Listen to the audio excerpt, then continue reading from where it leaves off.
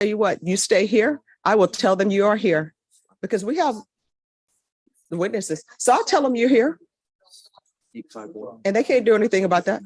Judge Skinner, and I'm gonna tell you what happened, Judge, Mhm. when y'all have your judges. Two judges that come, they need to know that. Okay. You all are. Okay. Russell's around like you're elected. Yeah. So So I'll handle that. Do you need me to send someone down to pick up your stuff so it won't be down there? Yeah, if you got a spare. We'll have somebody go get that. that would help with my Florida hat, they help us to clean that. Okay. Jealousy, but there's a jury panel there, so. No, I mean, we're here. They should have known that. So, Hank, Yes, ma'am. would you pick up his items from number 7? Okay. They're on the defense counsel's desk and bring them up here. Okay, yes, ma'am. And I'll handle things with the judge. Okay, they'll tell you where that is. The felony cases take precedent and we're in a jury trial. Yeah. Well, a bench trial. Yeah, fair enough. Thank you, Mr. Cox. I understand. I don't know why they don't know that we're in trial here. So we started, I started yesterday, but I came by. No, no. But I couldn't. No, I understand. We'll take care of it. And so don't worry about that. All right, Renee Garza. He's on Zoom. Oh, where is the state? Yes. All right, counsel, I'm gonna put your client in the waiting room. We're waiting for the state to come in. Yes, ma'am. Is he at work? Yes, Judge. All right, Mr. Garza, can you unmute, please? Yes. All right, Good morning. Good morning. Mr. Garza, what I'll do, because we're waiting for the state to come down, I'm gonna have you, are you able to Zoom back in at 11:30? Okay, yes, ma'am. All right, we'll have you Zoom back in at 11:30. Thank you. Thank you.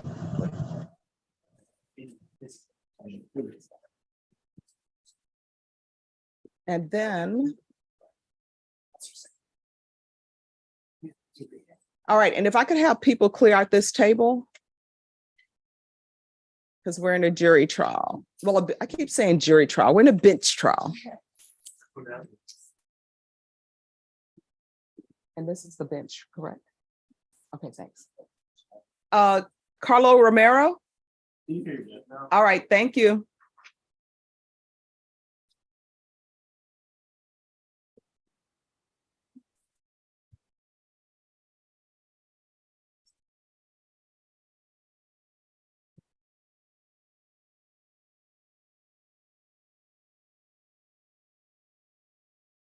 Today is Friday, yes. Yeah, they're bringing them. Yes.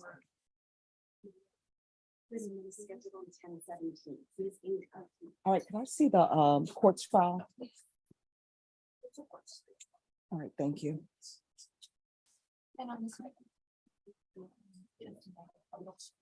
Okay, thank you.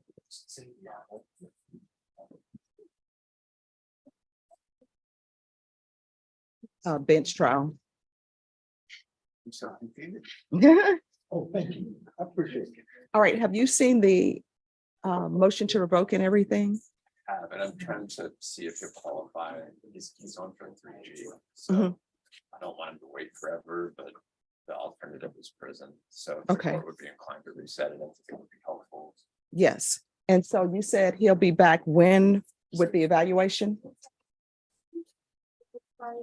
17th, I think. 10/17 is his assessment with the county And how, to make that final determination if he meets criteria for DDR. all right, and how long does that usually?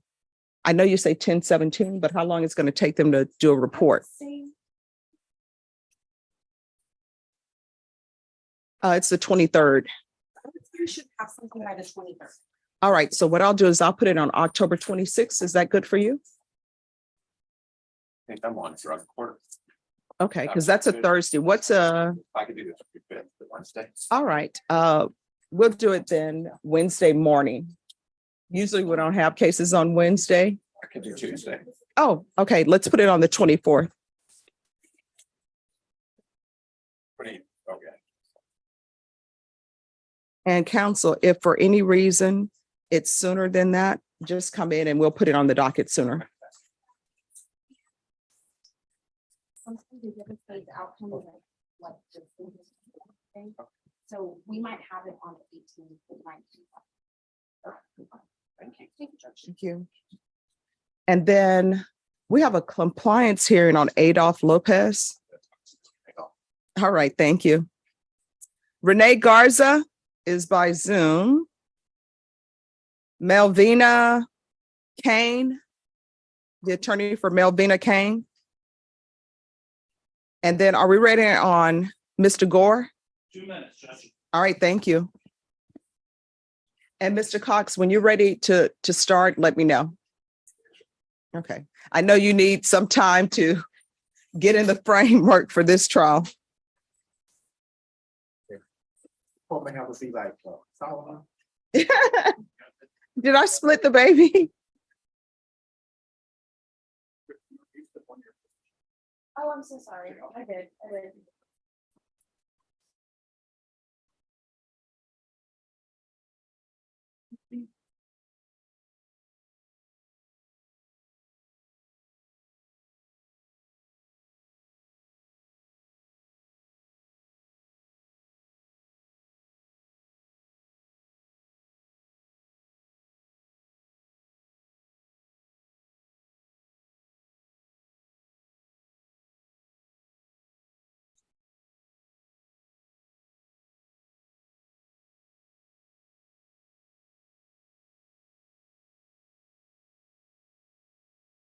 I'm so sorry, Jack. That's true, they are like.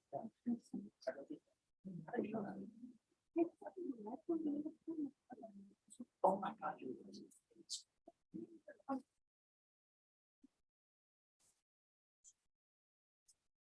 If you want to walk around, you're more than welcome to do so. We're just going to do a plea and then we're going to start back with Mr. Romero. Okay. How's your day going so far?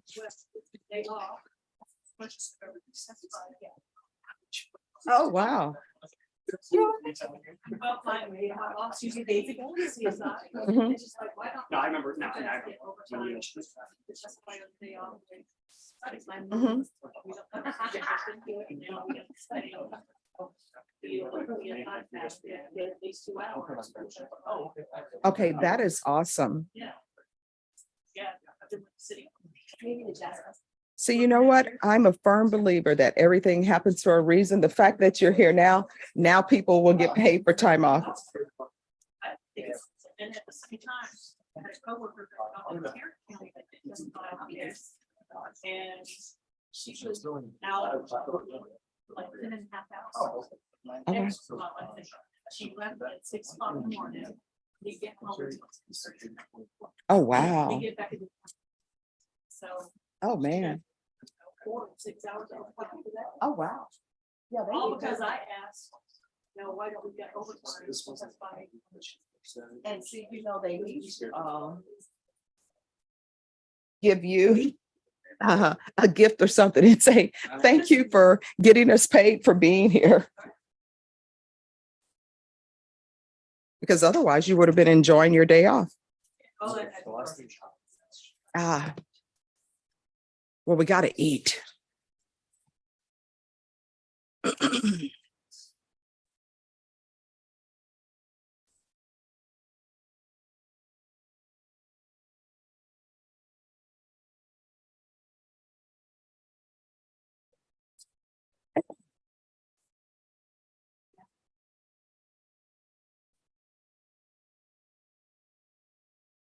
It'll be the one through 20. Yes, we didn't have that last time. Right.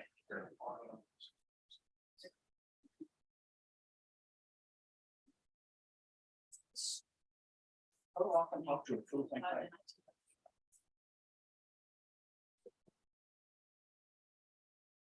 that's one. Trying to get ahead of what y'all are doing.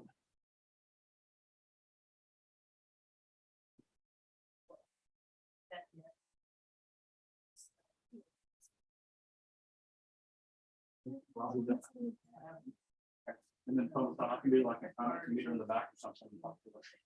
Just the DA or whatever.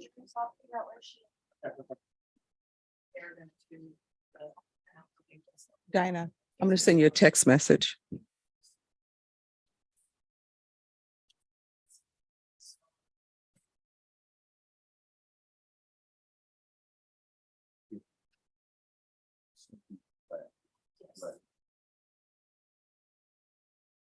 Yeah, I compared all 19.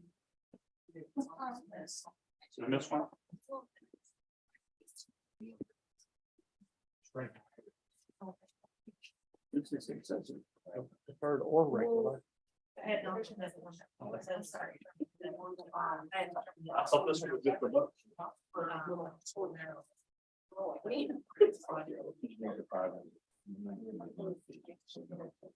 Yeah, I didn't have a doubt.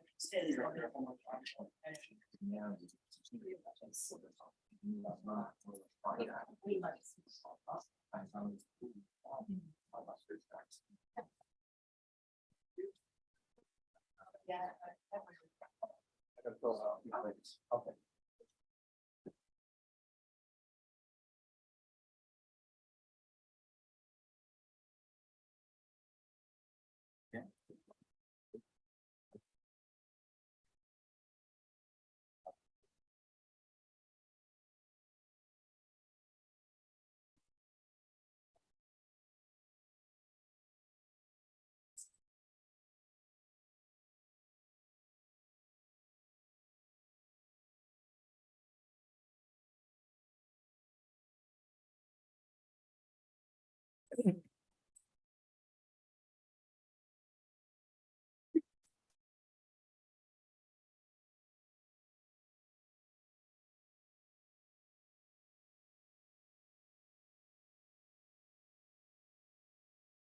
All right, so after this plea, if nobody else is ready, we're going to continue with the trial. Thank you, Judge. Thank you. Oh, I haven't signed that. Court is calling 2023 CR 3144, State of Texas versus Mr. Gore.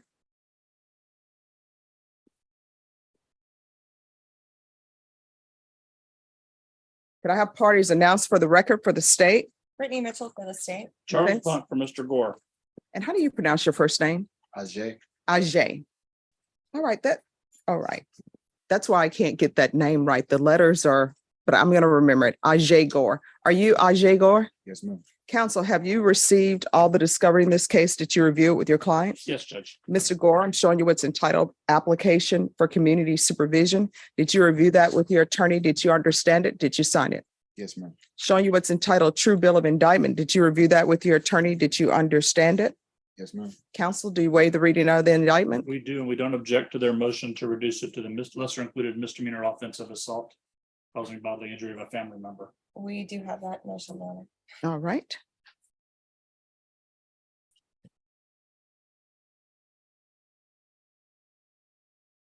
Going to show you what's entitled Court Admonishments and Defendants Waivers and Affidavit of Admonitions. Did you review that with your attorney? Did you understand it? Did you sign it in all the appropriate places? Yes, ma'am. Did you understand the state has reduced your offense to assault, bodily injury, family household? That's Class A misdemeanor. Range of punishment is up to a $4,000 fine and up to 1 year in the Bexar County Jail. Did you understand? Yes, ma'am. If you have a plea with the state, the court does not have to follow your plea.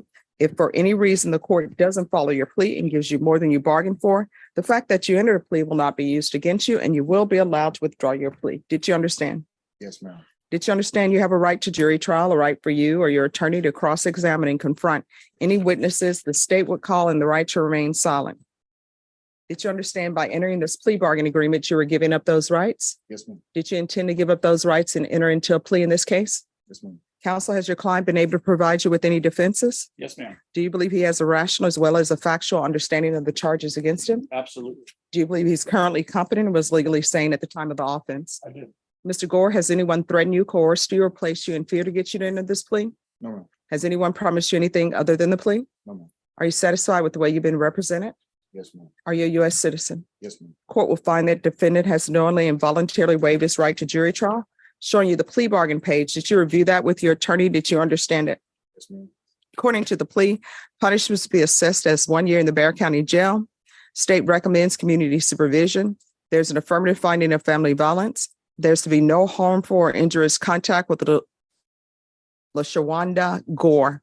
Did you understand with an affirmative finding of family violence, you're not allowed to own or possess any weapons or ammunition? Yes, ma'am. Did you understand with an affirmative finding of family violence, you're not allowed to be designated as primary custodial parent?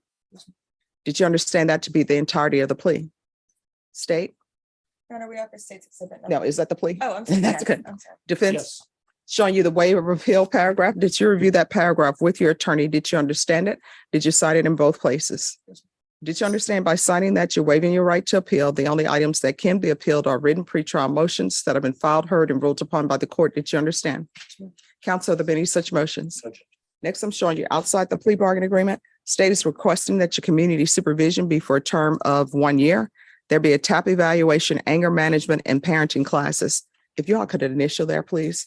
Did you understand that those are recommendations from the state and the court does not have to follow those recommendations? Then to the offense of assault, bodily injury, family, household as a Class A misdemeanor. How do you plead? Guilty, not guilty, or no contest? No contest. State any evidence? Your Honor, we have for state's exhibit number 1 and all attached. No objections. Mr. Gore, I'm showing you what's entitled waiver and consent to stipulation of testimony and stipulations. Did you review that document with your attorney? Did you understand it? Did you sign it in all the appropriate places? Yes, ma'am. Again, did you understand you have a right to jury trial, a right for you or your attorney to cross-examine and confront any witnesses the state would call and the right to remain silent?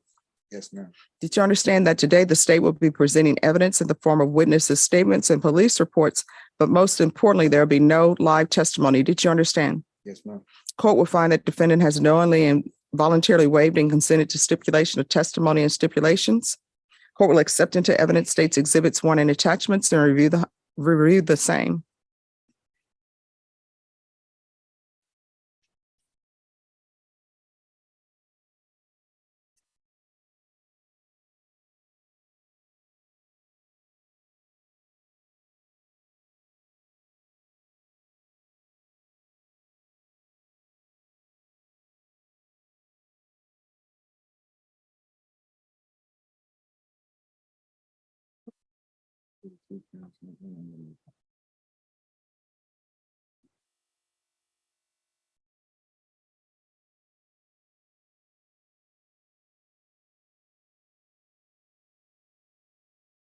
All right, after reviewing states exhibits 1 and attachments, the court will find there is sufficient evidence to find you guilty, and the court will find you guilty. Are you proceeding with sentencing? Yes, Judge. Anything you wish to say on behalf of your client? Judge, we believe he's worthy of the plea bargain. We ask you to follow it regarding the classes that are requested by the state. He's already completed 2 different parenting classes through CPS and an anger management class through CPS, All right, and has been granted, he has been reunified with the child that is involved in this. all right. And is that correct, state? As far as I know, yes, Your Honor. All right. And Mr. Gore, what have you learned from your parenting classes? I know one thing, about it's a different time and age, about how to, handle kids. And I know one of the biggest things that I learned for this, which I've been telling a lot of guys is, at the end of the day, the other parent, that's who it is. And y'all gotta come to an agreement for the kid in order to, basically co-parenting. It's not, you're not doing it for you, you're doing it for the kid. And that's something that I've been working on and it's been helping. All right. People say that they realize that times have changed. And it's not so much that times have changed with parenting. It's just that people have learned better ways. And if you have a punishment for a child and the punishment is to clean the baseboards, then that's the punishment. Physical discipline rarely works. The only thing that physical discipline really teaches people is that might makes right.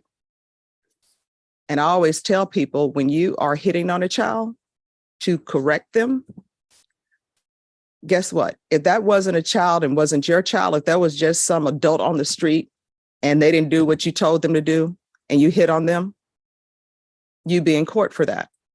People assume that children don't have any rights, and technically they don't, but children are not property. And for some reason, people tend to want to teach their children and keep them as property. They're human beings. And they don't learn anything from you beating on them. Throughout my entire childhood, my mom would always sit down and just have a discussion about what you did wrong. In my entire childhood, I only got one spanking, and it was well deserved because I almost put my brother's eye out for doing something foolish that made no sense. And looking back on it, I'm like, Stephanie, why did you do that? I don't think you did. Why were you riding a bicycle in the house? That made no sense whatsoever. But I say that to say, you don't teach children anything by hitting on them. The only thing you taught them really is, all right, when I have a child, I need to hit on them too. And some parents think fear is the best way to parent a child. And really it's not. And all this was over not buying a book at the book fair and instead buying candy. It happens. That's what children do. All right. 1 year in the Bexar County Jail, suspended and probated for 1 year. Affirmative finding of family violence, no harmful or injurious contact with Lashandwa Gore, LASHAWNDA. There'll be parenting classes and anger management. If he has completed that through CPS, then that will be acceptable. There's to be 80 hours of community service restitution, proof of employment within 30 days. There's to be 30 days of release. There's to be no employment as a home health care provider or with minors. Regular UAs, regular reporting by Zoom or in person. And we'll do a field visit 1 time per month for 3 months. If everything appears to be going well, then probation, you can do field visits as you deem necessary. And they want a TAP evaluation, so we'll do a TAP evaluation. Probation, is there anything else he needs? Is there anything else you need from the court in order to be successful? No, ma'am. All right, I'm showing you what's entitled Trial Court Certification of Defendant's Rights to Appeal. Did you review that with your attorney? Did you understand it? And did you sign it? Yes, ma'am. All right, because this is a plea bargain agreement, because I followed your plea bargain agreement, because you waive your right to appeal, you do not have the court's permission to appeal. Because this is an affirmative finding of family violence, you're not allowed to own any weapons or ammunition. Do you understand? Yes, ma'am. All right, could I see that file one more time?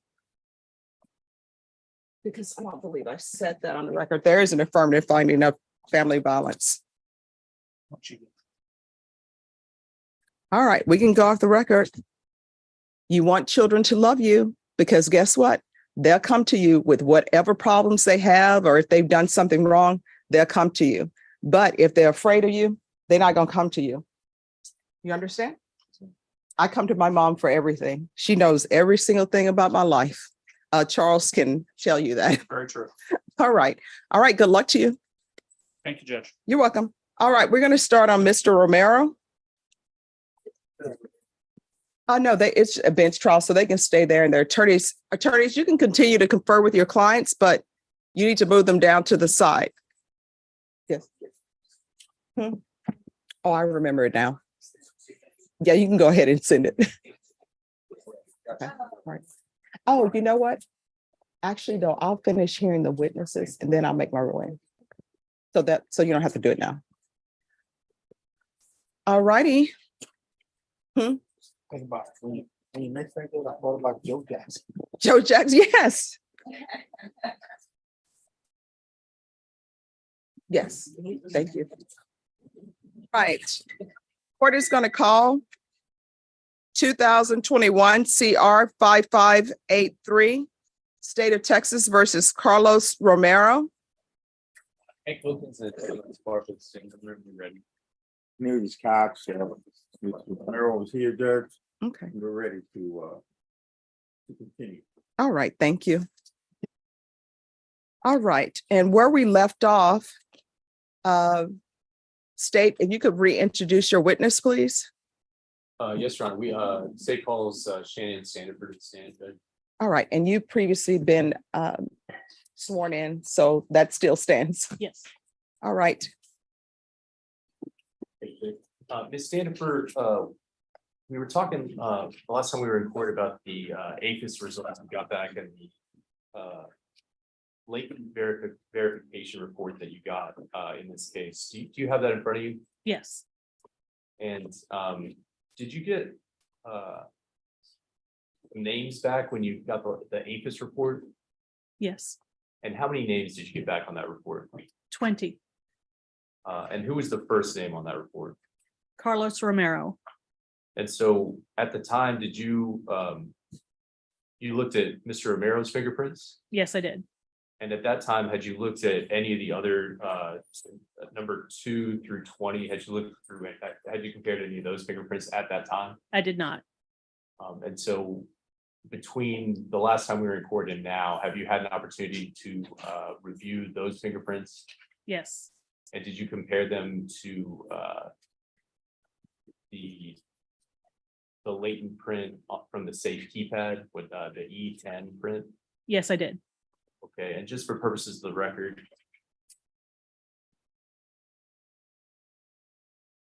That latent print is on State's Exhibit 20C, 20D, and 20A. Are those the fingerprints you compared? I compared it to the printout from the APHIS since the original latent had already been entered into court's evidence.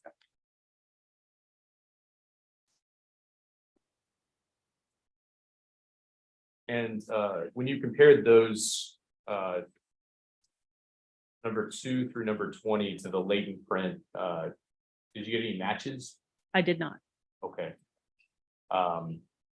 And we were speaking earlier this morning about the score on the APHIS printout.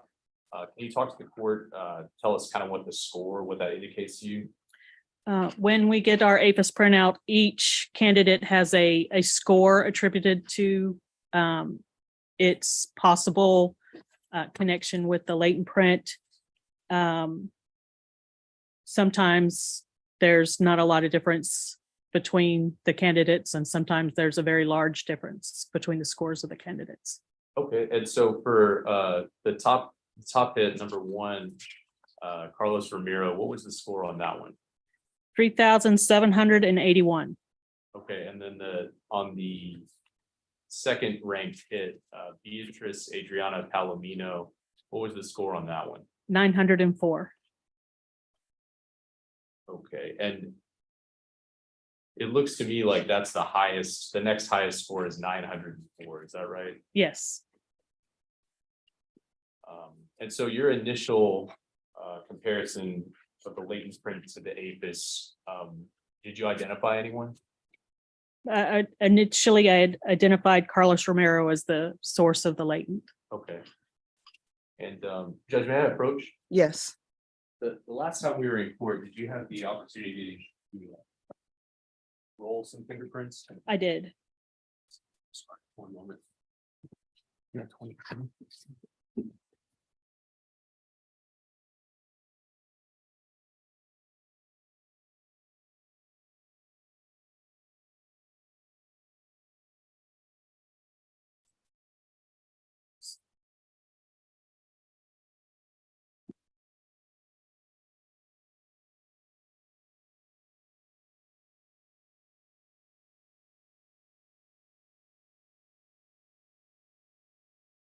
So can you tell us, I just marked this as State's Exhibit 22. Can you tell the court what that is?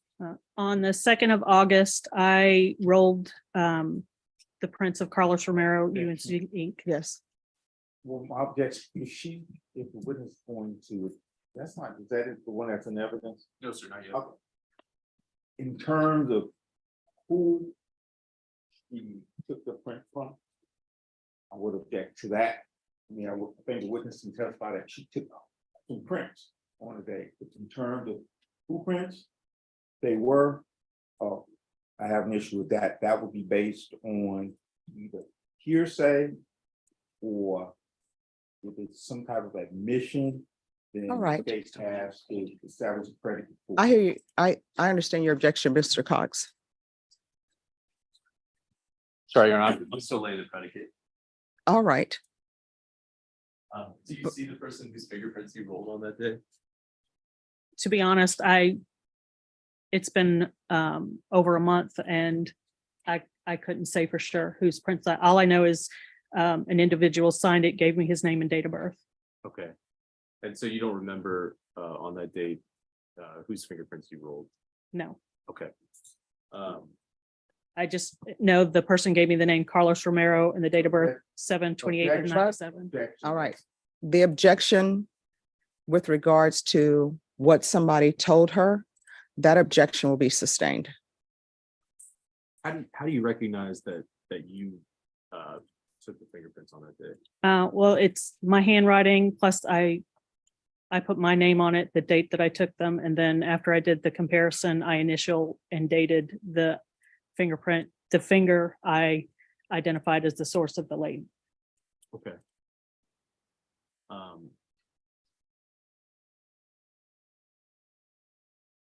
And that was, you did that on the last day we were in court, Yes, on the 2nd of August. 2nd of August. Okay.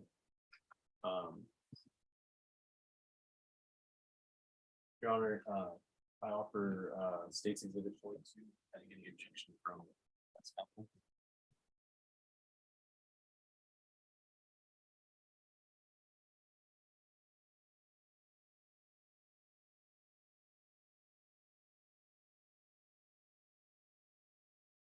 Reference State's Exhibit number 22, Judge. My objection would be to the identifying information that's written on the card. I believe the prominent witness can testify in terms of May I see the state's exhibit, please?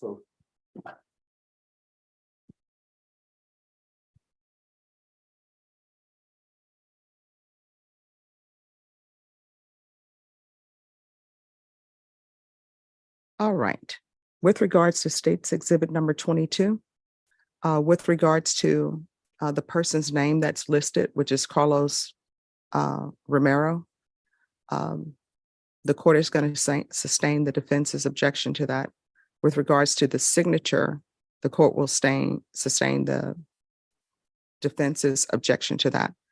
With regards to the words that are located in the section that's stated printed by, the court will, oh, everybody's up here as though we have a jury trial. Yeah, I know, Jay. That's okay.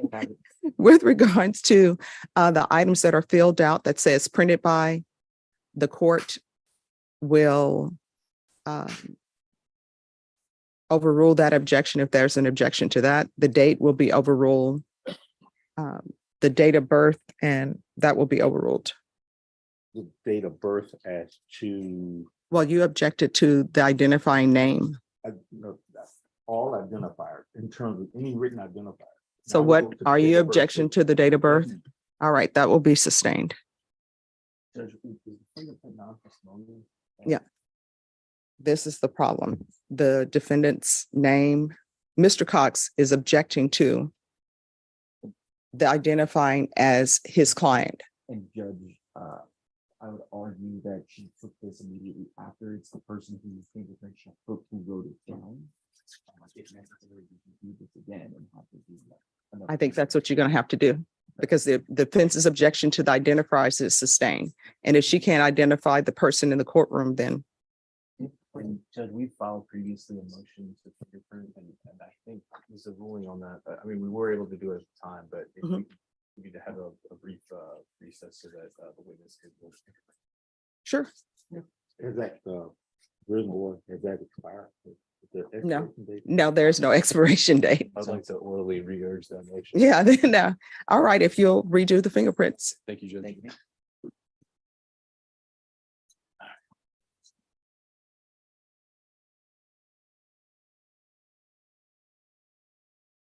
All right, and if anyone is, I tried to enter this, just to keep it in, we'll move on to the next. Yes. Judge. Okay. So, yeah. okay, all right.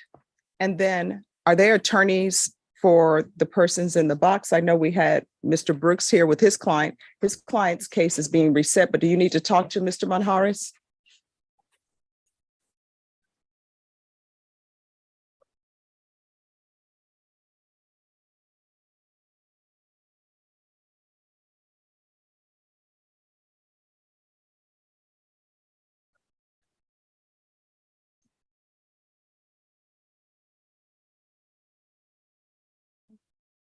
Mr. Manharis? Did you want to speak with me? That's okay, please. Sure. Can I see the file on Manharis? I'm okay to go, guys. I'm okay to go. That's fine. I was gonna show you some stuff in there. That's okay. Hello, Mr. Manharis. How are you doing? I'm okay, ma'am. I'm just really nervous, and I'm just sorry for being here in front of you again. No. All right. So, Mr. Manharis, Yes, ma'am. you have an attorney, right? Yes, ma'am. Your attorney is trying to do what's best for you. You're scheduled for a DDRF screening. So that's going to take until October 24th. Now, I like for people who appear before me to have all the benefits they can possibly have to be successful on probation. Sure. A motion to revoke has been filed against you, and I'm not going to go into your case facts or anything of that nature because your attorney is not here. But what I can tell you is that you're on deferred adjudication for aggravated assault with a deadly weapon. The range of punishment for that case, if you were to be found guilty and if you were to be revoked, is up to 20 years in the prison. Yes, ma'am. Now, probation has informed the court that there may be some mental health issues with you. So we're trying to get you evaluated. So they're telling me that in the process, next up is the DDRF. Yes, Judge, it would be the final, the Tacoma evaluation Mhm. For DDRF to see if they would recommend him for that. Yes. And that is scheduled October the 17th of this year. So that is scheduled for October 17th. So maybe they'll complete it before then. I don't know, but they're telling me October 17th. So what we're going to do is we're going to bring you back on October 24th. Now, Yes, ma'am. let me just explain to you. There are one or two things that are going to happen today. Either you're going to accept the fact that you will be brought back on October 24th at the latest, or maybe sooner, or either you're going to want to go forward with this motion to revoke. I will hear it. I will hear it without that evaluation. I will make my decision based upon what I have before me, not based upon, oh, this evaluation isn't done, and maybe there's something out there that can help him. Do you understand? I believe so, yes, ma'am. So what do you want to talk to me about?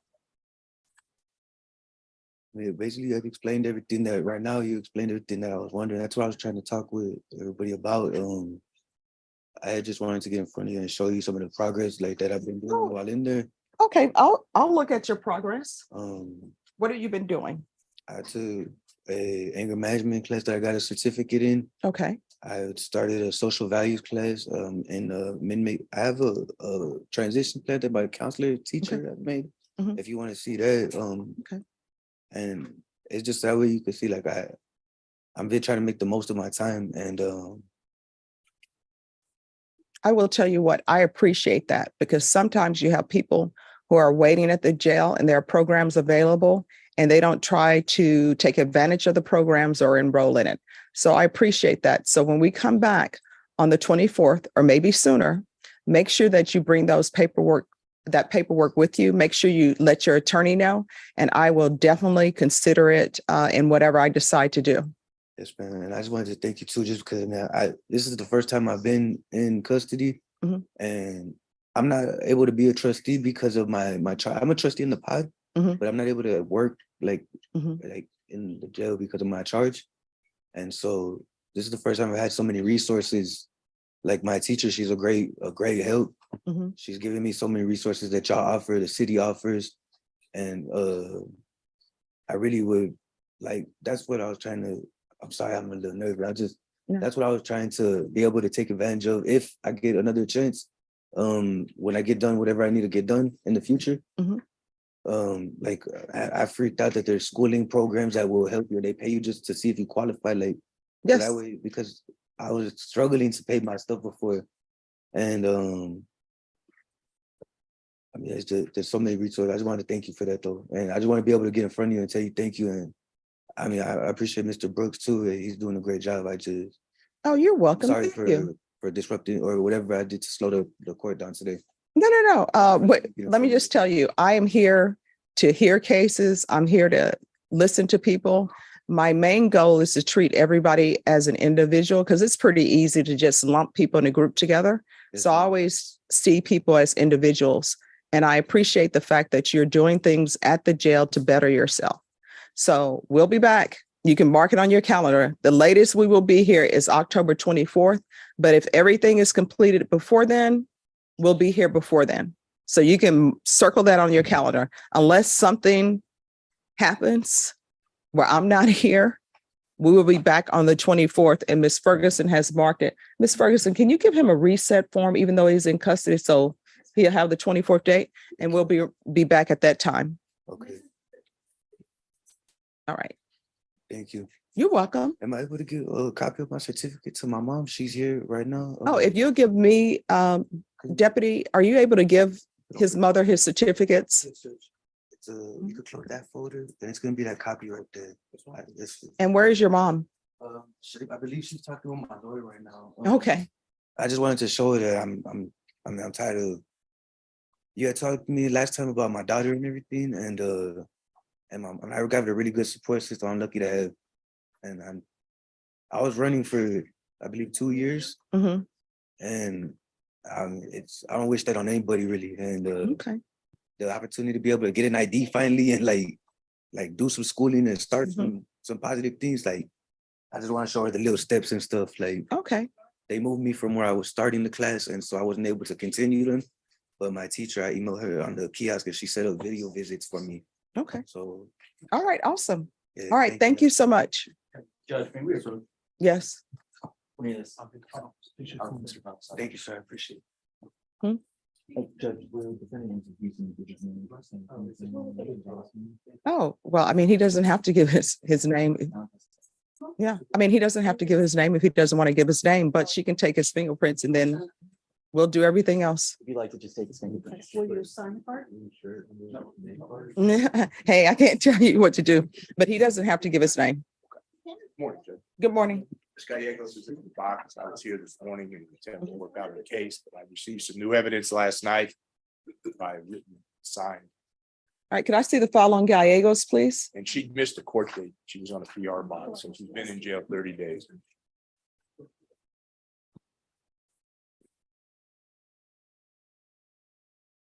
All right. What's the new information?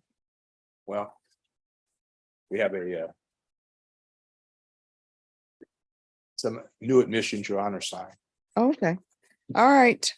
Norma, on Gallegos, can you recall this for 3 weeks, please? Can we put her back out on the PR? She just missed the court date. No. I'm just asking. Yeah, I understand. No, You she's, said a cheap bond if I write it, Judge? Hmm? We said a cheap. if you will take it to Judge Nahara will have a bond hearing. All right, so we're going to be back on October 17th. Hopefully we'll work it out in between. Judge. All right, thank you. It's always good seeing you. Always a pleasure, Judge. Sorry to interrupt the trial. Oh, no. Coming back.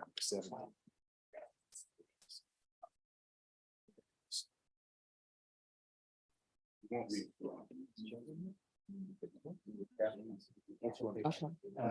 All right.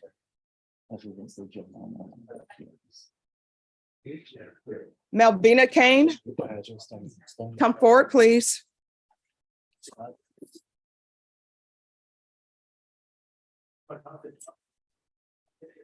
Hello, Miss Kane. Hi, who's her attorney? Robert?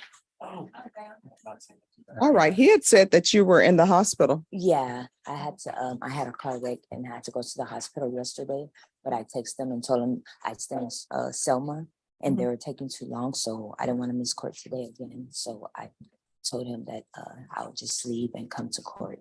All right, I sent him the documents of the car accident. So okay. All right, Miss Ferguson, on Miss Kane, can we recall her in 3 weeks, please? All right, she's going to give you a reset form for October 17th. Make sure you're here. okay, All right, thank you. you're welcome. And you'll be excused once you sign the form.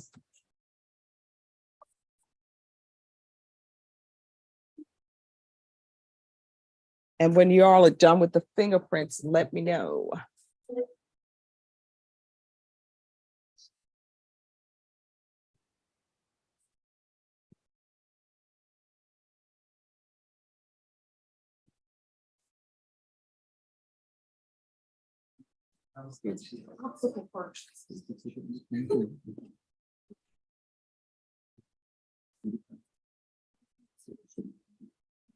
Some hand sanitizer. Norma, they are going to go get the fingerprints.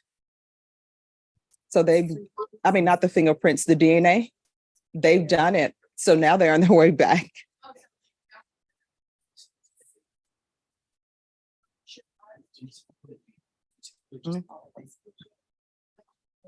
Yes. Just so everybody. Yeah. So my victim were gonna start saving.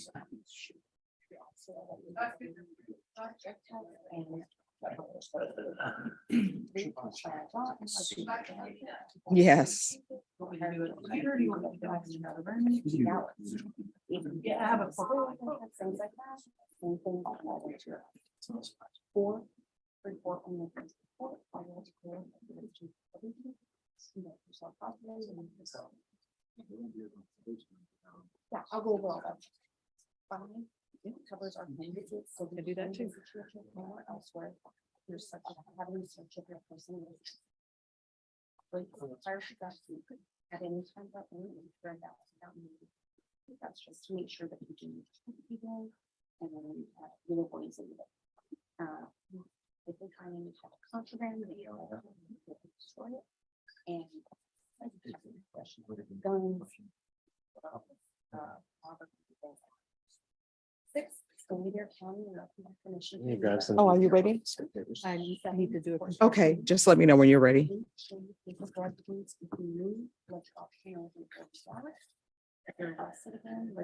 let's And put some exhibit stickers on it. Hello, Mr. Brooks. First, Valentine. Hi. Can you mute us?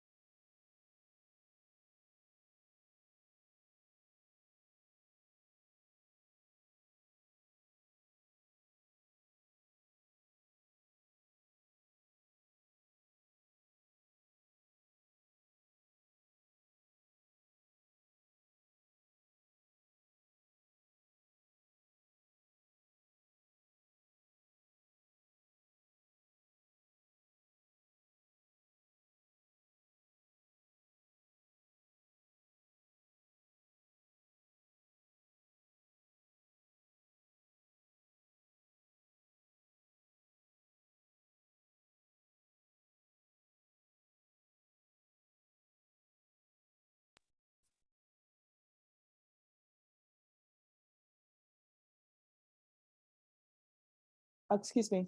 Could you have Mr. Cox come back? All right, thank you. All right, Adolph Lopez, counsel, if you'll just wait on this, we're going to take this up very quickly. No, I did not. All right. State, this is your witness? Yes. Sorry. Can you press the button? Thank you.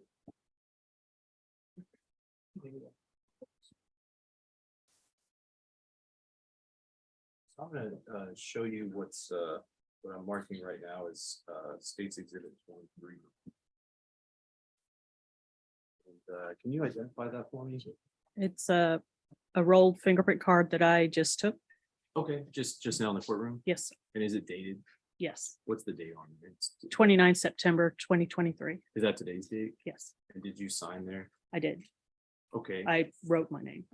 and did you have an opportunity, and I'm sorry, you rolled these fingerprints, who did you roll them from? The individual in the bluish gray suit. You sitting over there? Yes, Can you, please let the record reflect that the witness had identified the defendant? And ma'am, did you have an opportunity to compare the prints on exhibit 23 to the latent prints in this case? I did. And those are previously been admitted as State's Exhibit 20A. You compared those two, Yes, I did. and did you develop any opinion about those? I determined that the latent on this exhibit was made by the right middle finger of that individual. Your Honor, pending any objection from defense counsel, I move to admit State's Exhibit number 23.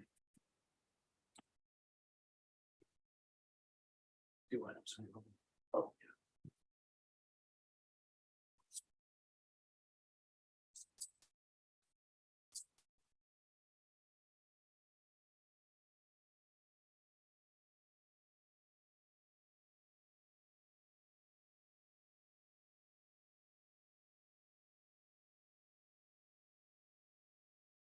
No objection to 23. All right, State's Exhibit number 23 is admitted without objection.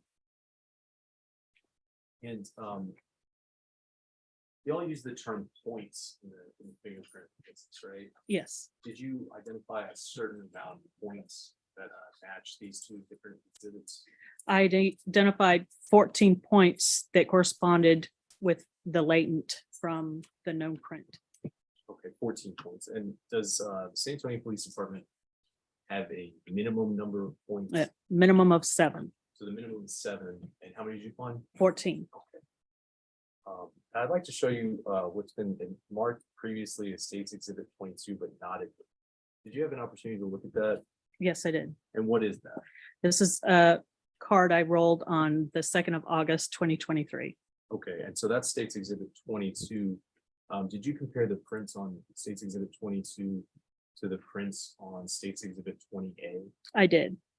And did you form any opinion about the fingerprints on State's Exhibit 22? I did. The individual whose fingerprints are rolled on this card was a source of the latent on 20A. So it's your opinion that the fingerprints on State's Exhibit 20A, State's Exhibit 22, and State's Exhibit 23 are all from the same person? Yes, Okay. Your Honor, pending any objection from defense counsel, I move to admit State's Exhibit 22.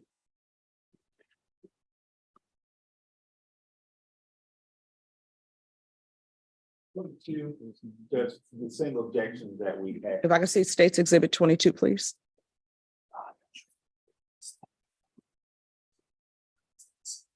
All right, with regards to State's Exhibit number 22. Yes. The objection to the name and the signature and the date of birth, that objection will be sustained.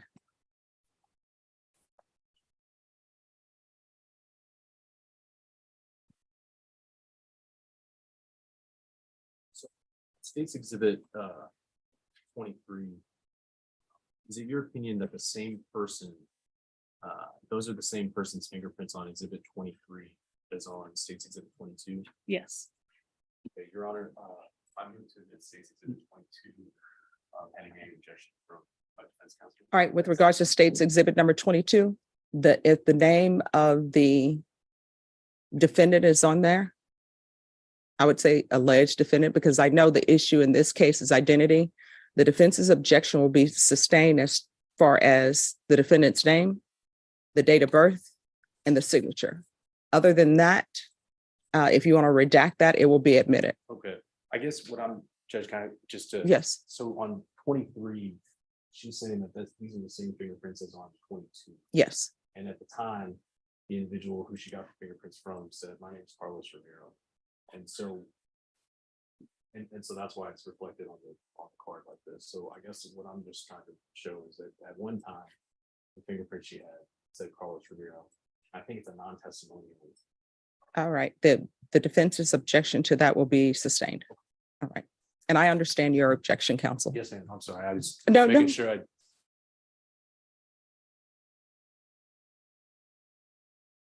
Okay. But your opinion is that the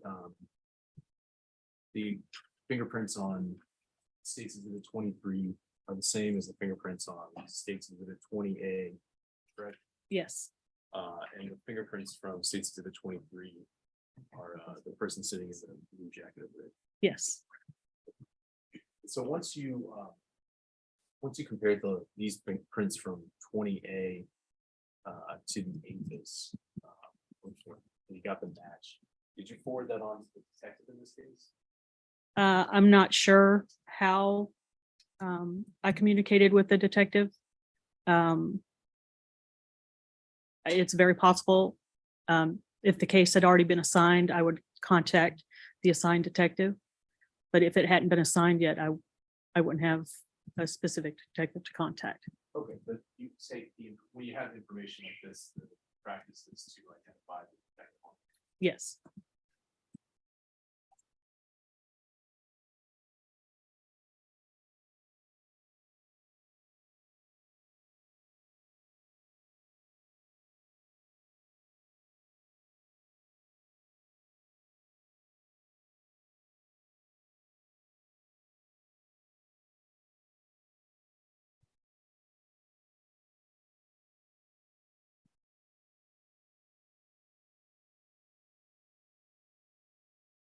So Ms. Standifer, based on your research in this case and the APIS return and the fingerprints you rolled today in court, is it your opinion that the fingerprint left at the scene was the fingerprint of Carlos Romero? Reading Overrule. in terms of where it was left, that witness would have no idea where it was left on my own personal knowledge.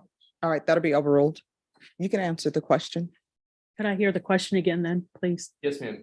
So based on your research with the APIS report, the fingerprints you rolled today in court, and the latent print that is up there as State's Exhibit 20A, do you have an opinion if the latent print left at the scene, State's Exhibit 20A, whether that's Carlos Romero's fingerprint? I would remove my objection and it's leading and it's. With regards to the name Carlos Romero, Yes. that part of the question will be sustained, but you can ask your question. Do you have an opinion about whose fingerprint was left at the scene in this case? I have an opinion, yes, that this print was made by the individual in the blue gray jacket. Okay. And when you compare that to the APIS report, is that associated with the name? It is. And what is that name? I would the- object to that. The report. APIS report. Judge. All right, that'll be overruled. You can answer the question. The name on the APIS return was, Speak from the document. I don't know if the document is evidence at this point. Judge. It's not, but it's what she uses part of her investigation to get the name. All right, if you lay the foundation for that, State. Can't read the document on that. All right, if you lay the foundation. So, did you return, when you got the latent print, did the APIS report give you a list of names? it did. And who is the number one name on that list? The number one name on the list was Carlos Romero. And is it your opinion that Mr. Ramirez's fingerprint was left at the scene? Objection.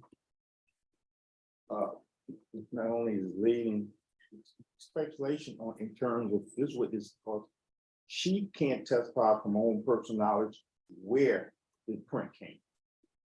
She can make a comparison, but she can't. That objection will be sustained.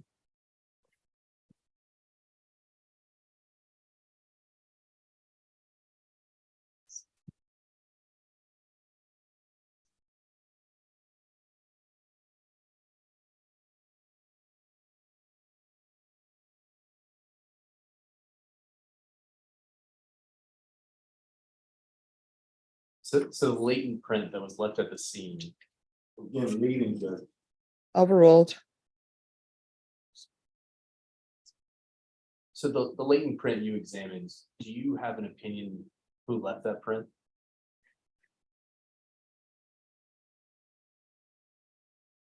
The latent print was made by the individual in the blue gray jacket.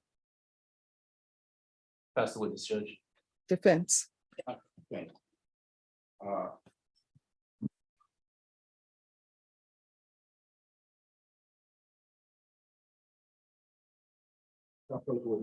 Yes.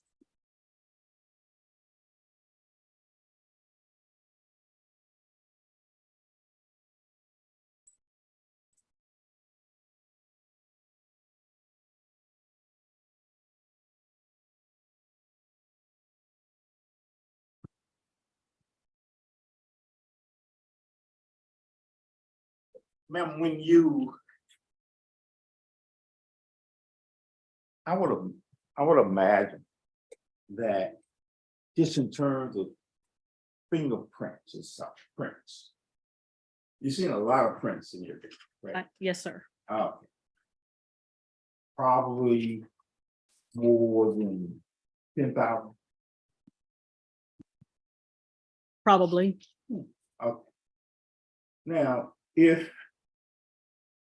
and when I say that, we're talking about standards, correct? Or even lanes, correct? And you testify that there's difference between the two. Not in terms of the print itself, but in terms of how those particular prints come about how they evolve, correct? Well, I guess everyone is different. Yes. Correct. Standards would be the process that if you take my hand and you put it on the put some ink on it and put it on the white sheet, and you can get standards from my hand, correct? We call them exemplars. Oh. Sometimes they call them standards. Not in my, I'd have never heard that term. Oh, okay. All right. So without say writing on it, if you're looking at the exempts or you're looking at latents, without the writing that's associated with it, are you able to tell the age of the print? No. No. So if there was a latent that was lifted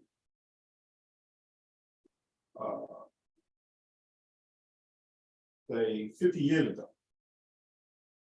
and you were asked to examine that late print, you could examine it, but you couldn't tell the age, correct? That's correct.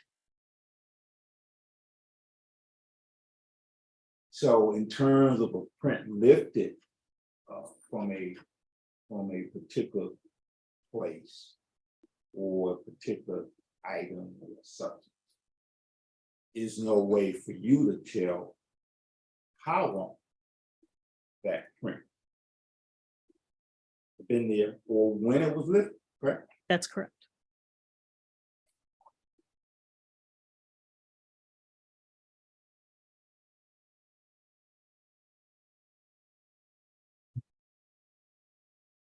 Okay.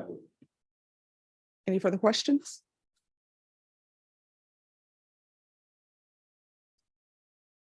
Not at this time, Judge. Can we make the witness subject to recall? Yes. All right, so you'll be subject to recall. Remember, the rule has been invoked. You can't share your testimony with anyone. Do I need to stay here? at the No, courthouse? they have your number. They'll call you. Thank you. All right, we're going to take a break. Mr. Cox, they want you in misdemeanor court. Judge, we just had one witness. It wasn't gonna take long. How long is long? He has. Well, they're calling me. They desperately want him in misdemeanor court. I don't understand why people don't understand that there's a hierarchy. And the hierarchy is that district court take precedence over misdemeanor court. District court takes precedent, criminal district court takes precedence over civil court. I don't know why people don't understand that. Judge, I completely agree and understand what you're saying. Yeah. Our witness is out in the hall. He's been waiting. Oh, well, they've sent a deputy from misdemeanor court to escort Mr. Cox down to misdemeanor court. Yes. And I know it's not the deputy's fault. I don't want to make your job any more difficult than it is, but they've sent her up here to take him to misdemeanor court, where the range of punishment goes as high as 1 year at the Bexar County Jail, where we're dealing with the case here, where he's charged with burglary, which the range of punishment is potentially 20 years in prison, but they want him in misdemeanor court. This is the last time, and I want all the attorneys to go forth. This is the last time that this court will be given any type of leeway for people to be out of county in misdemeanor courts, out of county and other courts when you have a jury trial or a bench trial in district court. The only courts that take precedent over felony district courts are the federal courts. I don't know why people don't understand that. So this bench trial is going to finish today. If we're here at midnight, we're here at midnight. And state, I understand that you say your witness is going to be short, but Judge, I don't know if it's going to be short. Judge, the other issue is that he was taking care of a sick parent. He did ask for leave time, and we did get him here despite him taking leave. So it did take extra effort for us to get him here. All right. So how long is this witness going to take? Judge, it's gonna be quick. He has a maybe 15-minute interview and a video. That's about it. And it's a video of the defendant? Yes, Judge. All right. So what are you bringing this witness for, to lay the foundation for the video? Yes, Judge. All right. Defense, are you going to have any objections? If this witness has to appear by Zoom, are you going to have any objections to that? Because if you're going to object to that, then I'm sorry, Deputy, he's not going downstairs.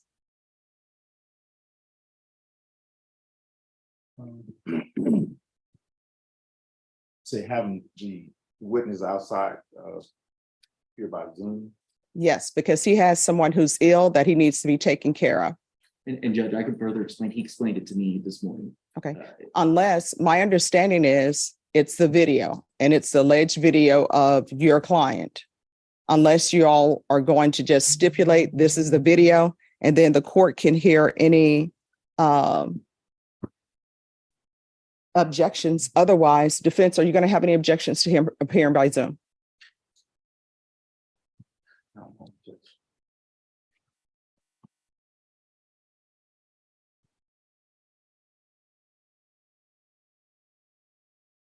And Deputy, I realize it's not your fault.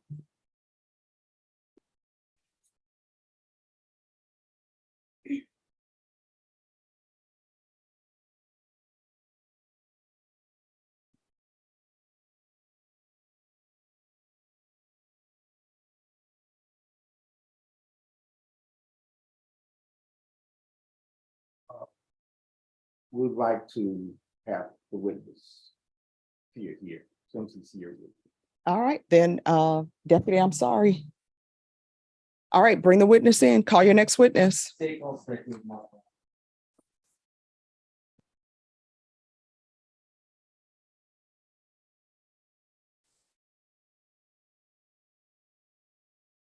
They're telling me this will be a 15-minute witness. And if you need me to call downstairs, I will.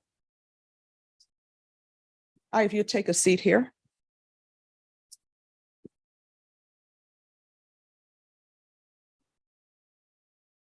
Can you raise your right hand for me? Do you solemnly swear or affirm the testimony you give will be the truth, and nothing but the truth, so help you God? I do. All right, you can lower your hand if you'll state your name for the record. Mark Morales, Morales. All right, state. Detective Morales, I'll make this quick. Were you assigned to investigate a burglary of a building? That's the case that we're here about today. Were you assigned to that case, sir? Yes, I was assigned to investigate something there. Okay. Was it originally a other charge? And Yes, correct. okay, but it ended up being we're here for you to testify about a burglary of a building. Correct. Now, did you have an opportunity to interview an individual named Carlos Romero? I did. Do you see Carlos Romero here in the courtroom? The man sitting right there in a suit with a beard. Let the record reflect he's identifying the defendant. Did you have an opportunity to interview him? Yes. Where did you interview him? Do you remember? I believe Comal County Jail. And before you interviewed Carlos Romero, did you read him his Miranda rights? I did. And did he understand them? Yes, he did. Well, in terms, I will get to that. That's called speculation. In terms of whether he understood it or not. All right, state if you laid the foundation. Did he continue the interview after you read the Miranda rights? Yes, he did. Did he ever ask to end the interview? No, he did not. And did he ever ask for an attorney? I believe at the very end. I'm going to show you what's being marked as state exhibit number 24. You recognize this, sir?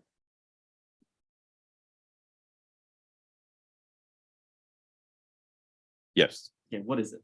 that's the interview that you asked me about Okay. at Comal County. And did you mark this disc? Yes, I did. And did you get it? Yes, I did. And is the video that's on this disc, is it a true and accurate copy of the video from the interview? Yes, it is. Had it been altered in any way? No, sir. Sorry, Diana. And how was it recorded? Do you recall? Body cam. Your Honor, state what offers exhibit number 24 in evidence. Oh, good. Yes.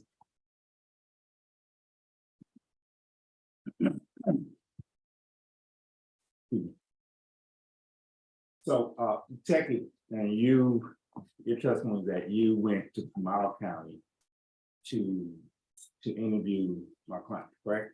Yes, sir. Now, you're not employed by Comal County, right? No, sir. No, okay. So that him being another county, that's really out of your jurisdiction normally. No, sir, it's not. There's detectives that do it all the time No. whenever someone is apprehended. Sure. But my question to you is that outside of your normal jurisdiction, do you work in Comal County? No, sir, I already answered that. You work Bear County, correct? Yes. Well, I work for San Antonio Police. All right, so everyone, if you all could, for the court reporter, just one person at a time. Now, when you went to interview him, did you know whether or not he was in the jail, correct? In Comal. Yes, he was. Okay. Do you know whether or not he had a lawyer? No, I did not. Did you inquire to whether or not he had a lawyer?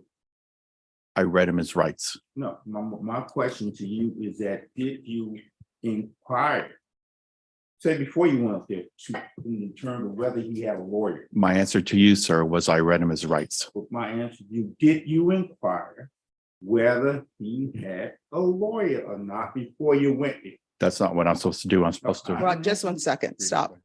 Here's the question. Did you ask him whether or not he had an attorney before you read him his No, rights? I did not. Did you ask him whether or not he had an attorney after you read him his rights? No. Okay.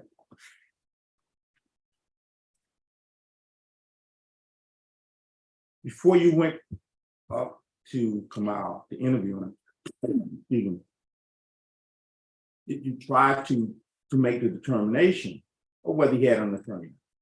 No.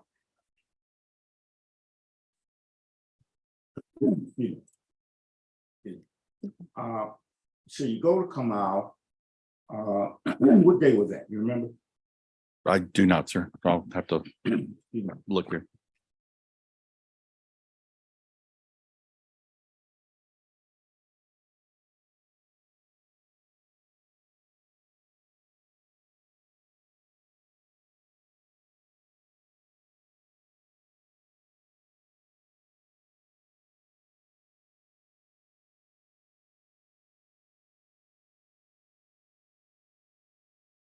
October 19th, it looks like.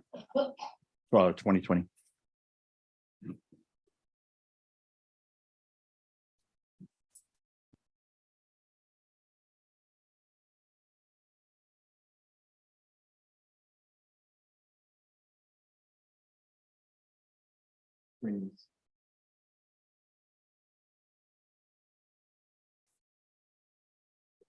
So. He's in custody, correct? Yes. Okay, and. Do you ask one of the deputies up in Kamau to bring him to you? Or bring him to a certain room? Yes. Okay. So when he gets into the room with you,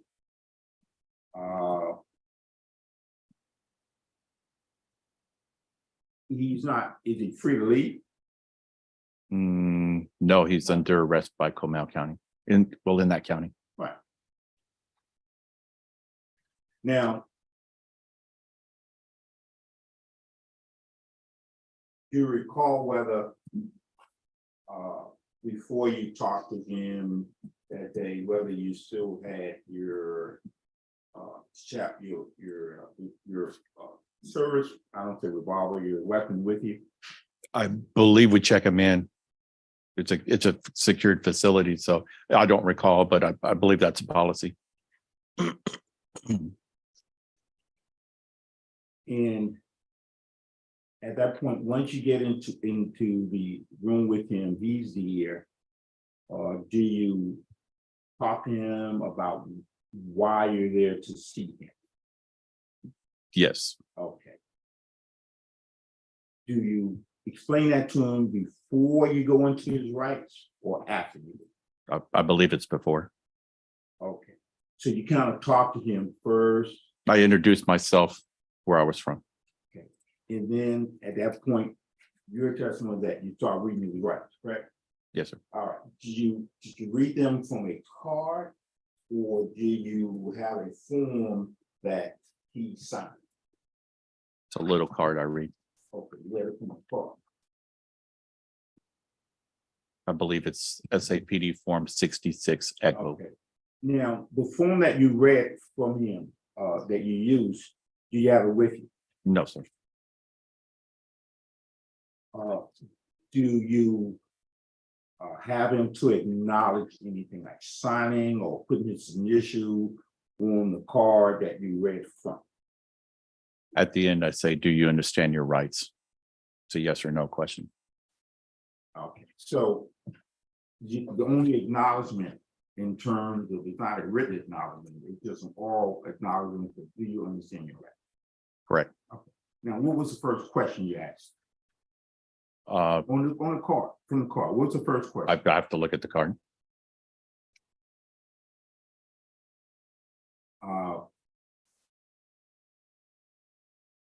How many questions were there? I'm gonna object to relevance, Judge. Sustain. The question, I'm sorry, the course, the course said that the questions on the card, is that relevant? To No, whether or I'm not- sustaining the number of the question to the number of questions on the card. That objection will be sustained. But if you want to ask about the questions on the card, you can ask about the questions on the card. What was the second question? I don't have the card in front of me.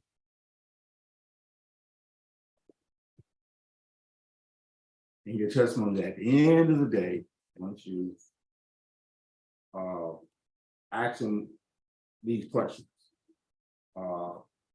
he just voluntarily spoke.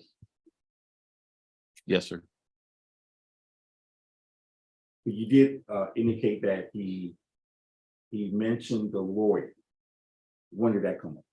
At the very end, when I brought up to him that he didn't know the person that was the victim in this case. And he hadn't been to his address. And I said, then there should be no reason for your fingerprint to be on a safe.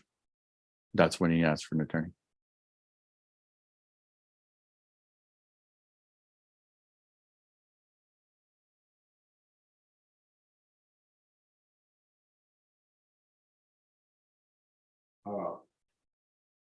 No further questions at this time, but I am going to renew my objections to State's Exhibit number 24. All right, and what are your objections to State's Exhibit 24? I still feel that the witness has not established the proper, the state hasn't established the proper foundation for the introduction. All right, with regards to foundation, that objection will be overruled. Now, with regards to, and the court needs to see the video, because with regards to the contents of the video, State, have you redacted the portion? Or is it cut off once he asks for his attorney? Does anyone know? Judge, at that point, he leaves the interview ends. Okay, all right, the court will review the video. With regards to foundation, that will be overruled. All right. And then, are there going to be any other questions for this witness? Maybe a few, Judge, from the state, but not many. What is a few? Maybe 4 at the most, Judge, if that. All right, ask your questions.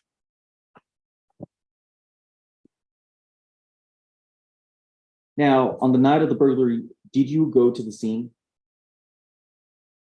I went to a scene, sir. And do you remember where that was? I believe 3400 Salado Creek. And did you ever identify the owner of the apartment? Yes. Who was the owner? That's hearsay. Overruled.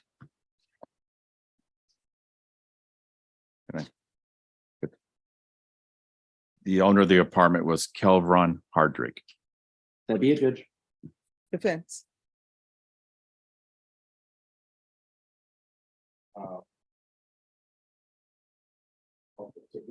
Actually, fall on something first to have the witness. All right, just Pass the witness. okay, that's fine. Now, in terms of you, detective, you indicated the name of the person that owns the location that you went to. Did you obtain that information from someone? From the medical examiners Oh, you got it from the medical. and from an ID found at the location inside his car. All right. So you're basing that on what somebody said to you at the medical examiner's office, correct? And his ID that was found inside a car. And an ID that was found. Mhm.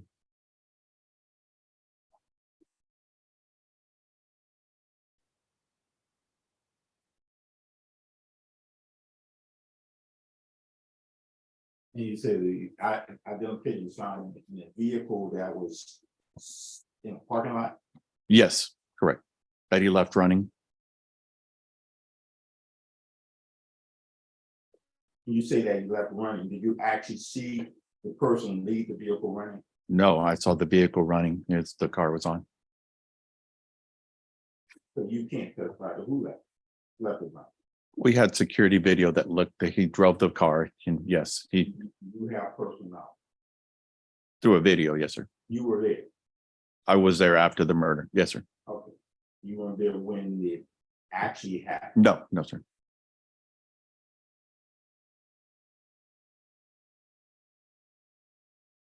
Pass witness. Judge, the only thing would be, we just wanted to play the video. All right. So are there going to be any other questions for this witness from either side? That maybe he wants to view the video. I think he's subject to recall. All right. So they're going to want you subject to recall. I understand that there's We're off the record. I understand that there is an issue with someone who's ill, so I appreciate your coming down. Thank you. If you're needed back, I'll let them give you a call, okay? I appreciate it. All right, thank you so Thank much. you, Your Honor. All right, Mr. Cox, Yes, ma'am. a deputy is here, and there was a deputy outside, so 2 deputies from misdemeanor court. And I mean that as no respect to the deputies, because I think you all do great work and you're great with handling security in the court. But it amazes me that people think that misdemeanor court takes precedent over felony court. So they're asking that you go down to misdemeanor court because they are under the false impression that they take precedent. Since they have sent a deputy up here to escort you down, I don't want to cause any problems for the deputies because I don't want them to get between 2 judges. And I know that's not what you expected your Friday to be. So I'm going to send Mr. Cox down, but if you would give him maybe 5 or 10 minutes, because now he has to switch his brain off from this case to switch his brain off to another case. And then we will, Mr. Cox, Yes, ma'am. when you finish down there, I'm going to need you back up here and I'll give you some time to get. Switch my brain. bro. Yes, Oh. there you go. Thank you so much. And so, Mr. Romero, I'm sure your attorney has your contact information. You're more than welcome to walk around or whatever. My understanding that this was the state's last witness, correct? That is correct, Judge. All right. Sick rest. No, they haven't rested because they're going to offer this into evidence, but I'm going to review it and see if there's anything in here. I know Mr. Cox hasn't objected to the content, but I want to watch it just in case there are objections to the content. Yes, sir. All You right. say I have not objected. I mean, you didn't object to the content. You objected to foundation. So I told them I'm going to review it. And then if you have objections to content, then I'll be able to hear your objections. All right. And Mr. Cox, if you want to leave any of your paperwork here, it'll be safe here. I won't let anybody touch it or anything. Okay. Right. I have to take with me. Oh, I know you have to take, everybody would want the Florida hat. Yeah. We're going to see what happens this weekend. Have Kentucky. And we're going to see what happens when you play LSU, but okay. All right. All right. Have a great rest of your day, Deputy. All right. Thank you, Judge. Totally quick. Yeah. Okay. Thank you. And I will review this. Claire, Judge. Yes, I know I have one in the back, but let me just have this just in case. All right. Thank you. All right. So the other parties, are you ready?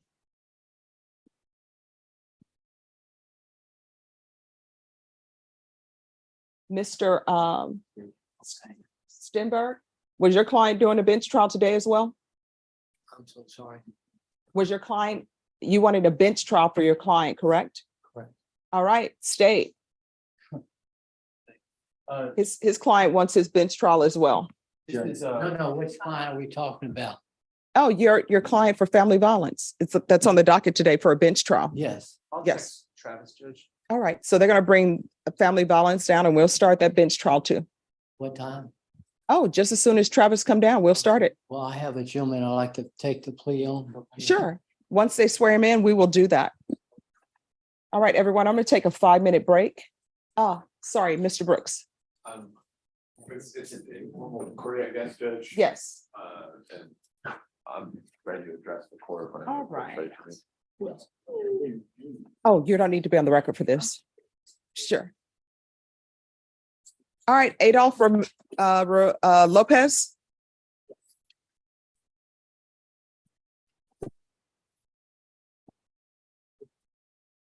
All right, what is the status of him? So Judge,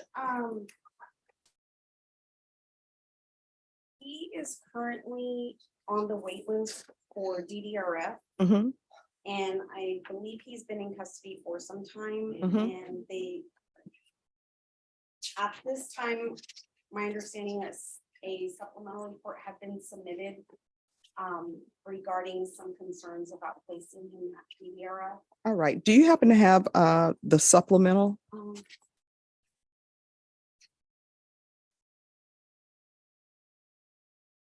don't think she printed it, Judge. I think we're trying to be quiet. Turn the bench truck. Oh, no problem. You know, this Friday is becoming a Monday, as Deputy Laura would say, a Monday on steroids. But that's okay. You know what? We're going to be happy because it's Friday.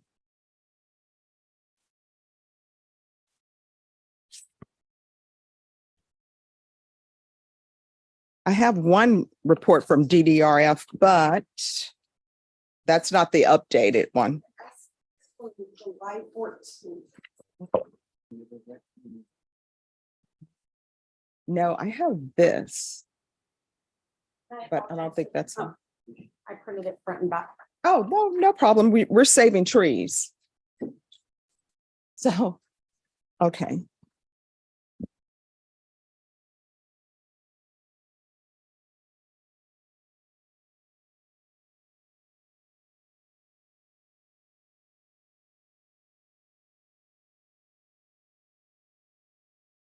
So Mr. Brooks, now I remember this time when I saw that. If y'all will have mentioned that the governmental organization, if you all would have mentioned those three initials, I would have said, oh, now I remember it. All right. And so this is why you're here, Mr. Brooks. So he obviously, Mr. Lopez, there are obviously some mental health issues with you. The only question is, what can be done to help you with your mental health issues? There was a recommendation for state ISF cognitive treatment track for 90 days, but I don't think that will solve the problem. Defense? Well, Judge, I can tell you, I was recently appointed Yes. to help Adolph here. I've spoken with him this morning for probably about 30-40 minutes. I don't have any competency concerns with him, Judge. He's lucid. He's understanding of the process. He's objectionable to treatment. And I think that's clear in the SR as well, Judge.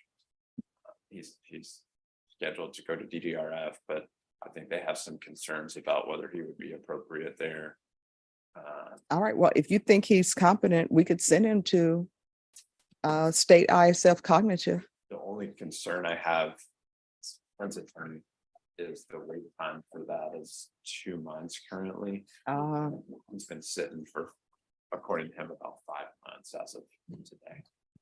All right. So here's the court's problem. And I understand he's been sitting there for 5 months. And I understand that legally there's some issues that we're going to run into if he's there for a little bit longer.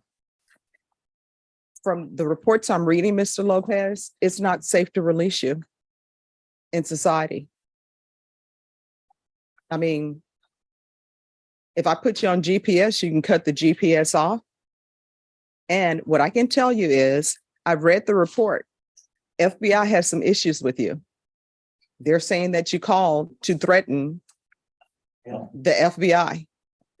And when the FBI investigates, that's very serious. I'm not taking it as true, but I'm just telling you the report that I've received is that there were threats made to the FBI San Antonio field office. I believe they were non-threatening in nature, if I remember the. No, it says that he stated he was famous. He explained that the FBI was killing his father underneath a bridge. And then he called back later and threatened to kill 2 FBI Operations Center personnel receiving the calls and threatened to blow up the FBI San Antonio field office. And then they said he made 8 additional telephone calls to the FBI San Antonio Operations Center. I apologize, Judge, I missed that middle part. I got the top 2 and the bottom. No problem. So that's my problem. So we need to find a placement for him, or either the state is going to file a motion to revoke based upon the threats at the FBI. So defense, I know I recently had you appointed to this because of all of these issues that are coming together. If you would like, I can recall it back in a week or 2 weeks if that'll give you some time to figure out what to do with him. Mr. Lopez, I know you're shaking your head. I know you want to be out, but here's the problem. You're on deferred, let me see, either deferred or regular probation for retaliation. Retaliation means that you're threatening someone because of something. I'm just telling you what you're on probation for. So you can't say, oh, I didn't do that, because guess what? You're already on probation for it. You pled to it. So you're on probation for retaliation, and you are on deferred adjudication. So the range of punishment is up to 10 years in prison. I just received a supplemental report when we were trying to get your mental health issues solved, that one, you threatened the FBI San Antonio field office. That's what your attorney may not want you to speak. So the only options.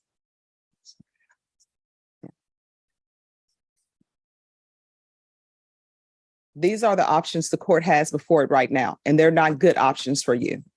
One, the state can file a motion to revoke and include these threats to the FBI. They'll call somebody down from the FBI center location. Either they'll show up or they won't show up.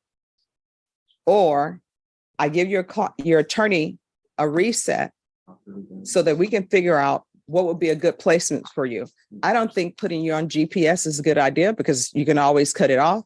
I don't think you've internalized why you're here. Then we have the whole issue where your gang affiliation, that's another issue.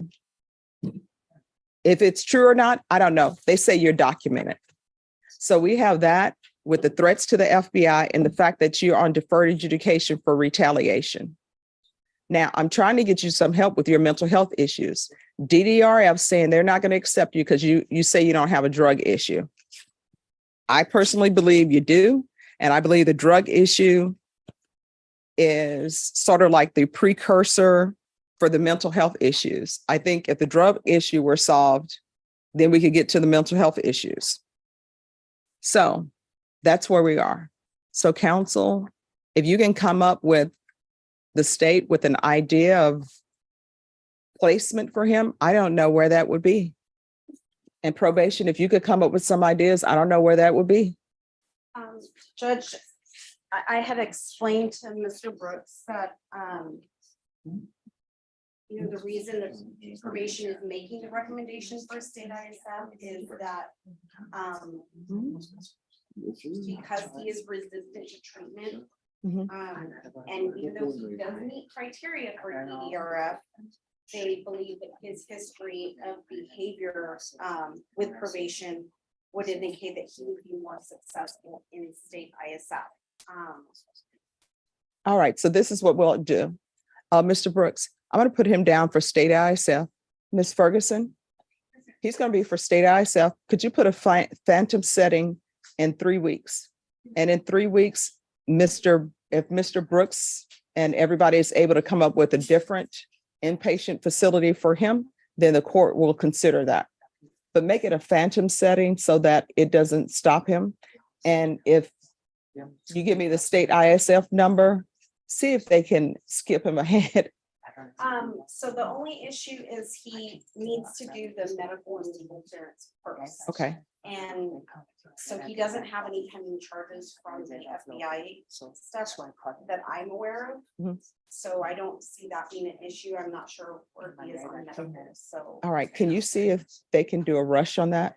Yeah, I just don't know what the process is. All right, so if you can ask them to see if they can do a rush on that so that he won't be there that long.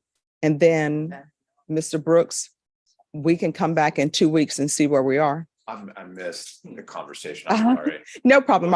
No, I understand. So this is what we'll do. I'm going to recommend him that he go to state ISF cognitive. I'm going to have them put a phantom date in the system so that won't hold him up. I'm going to see if she can call and have them do a rush on his medical screening. And then I will call state ISF, see if they can put him at the top of the list so he can go there. His only other option is for you to find some sort of inpatient placement for him. Other than that, if not, then the state, if they want to file a motion to revoke, they can file a motion to revoke and the court will hear it. Judge, can I proffer something for him? Sure. He would very much like his expressed desires for the court to release him. He doesn't want to go to treatment. All right, so this is what we'll do. Mr. Lopez, your attorney is telling me that you're competent. The probation, I want him to go to state ISF. If he refuses to file the form, file a motion to revoke, and then we'll hear a motion to revoke. Understood, Judge. So we're going to do that today.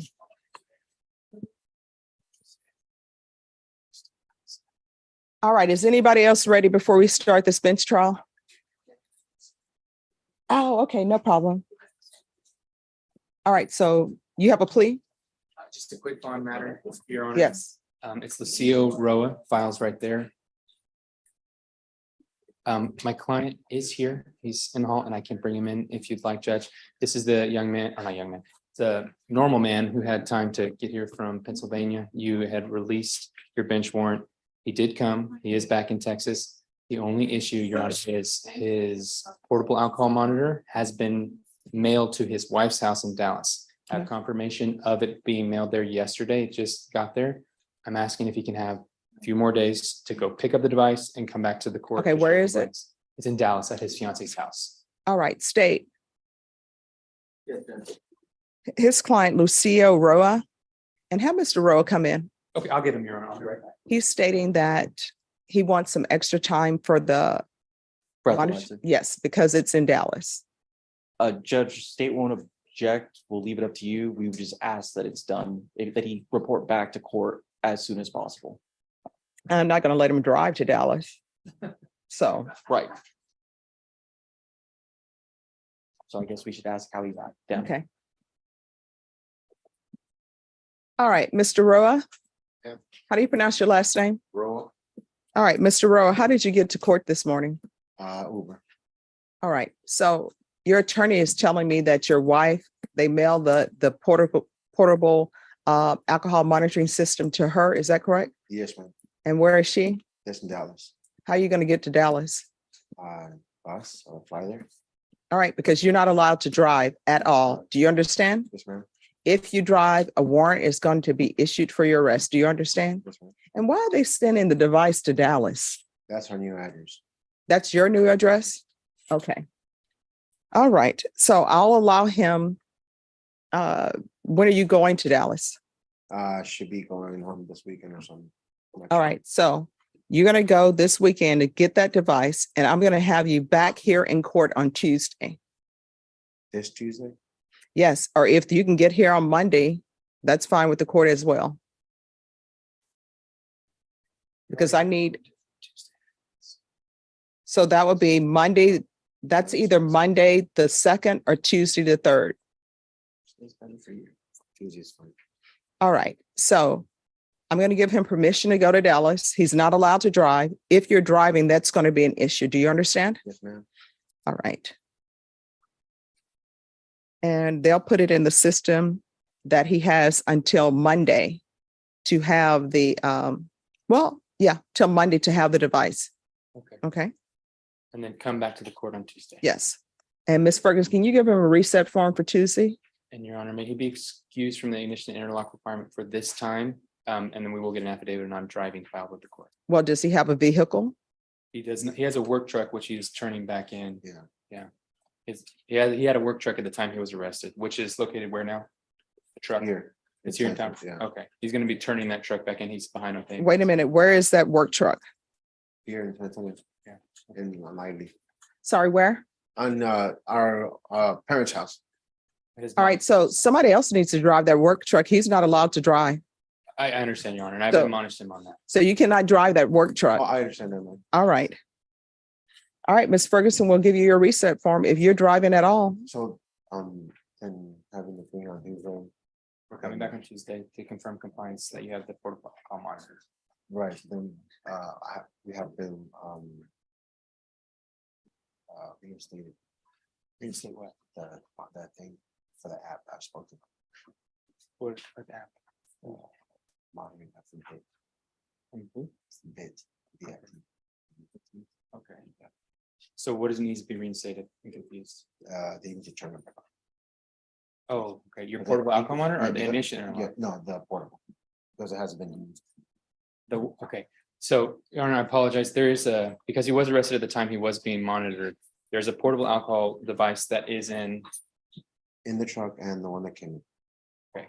but you have a third device in a locker. No, there's two. All right, so here's the thing. Regardless of what's going on here, here's the court's instructions. You are not allowed to drive, period.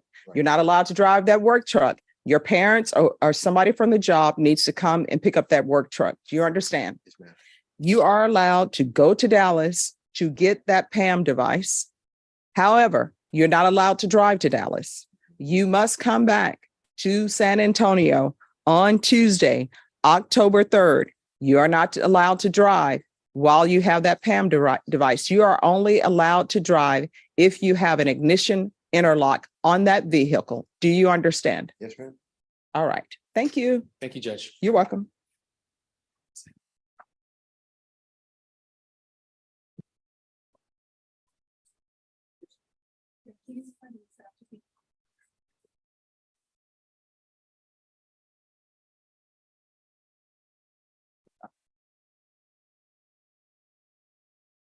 All right, and whenever y'all are ready on the plea, just let me know.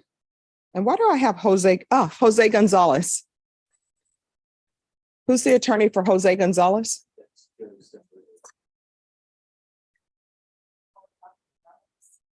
Yes, please. Thank you so much.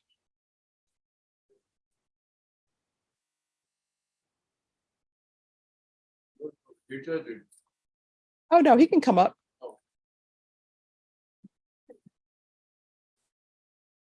Hello, Mr. Gonzalez. How are you doing this morning? Good, Your Honor.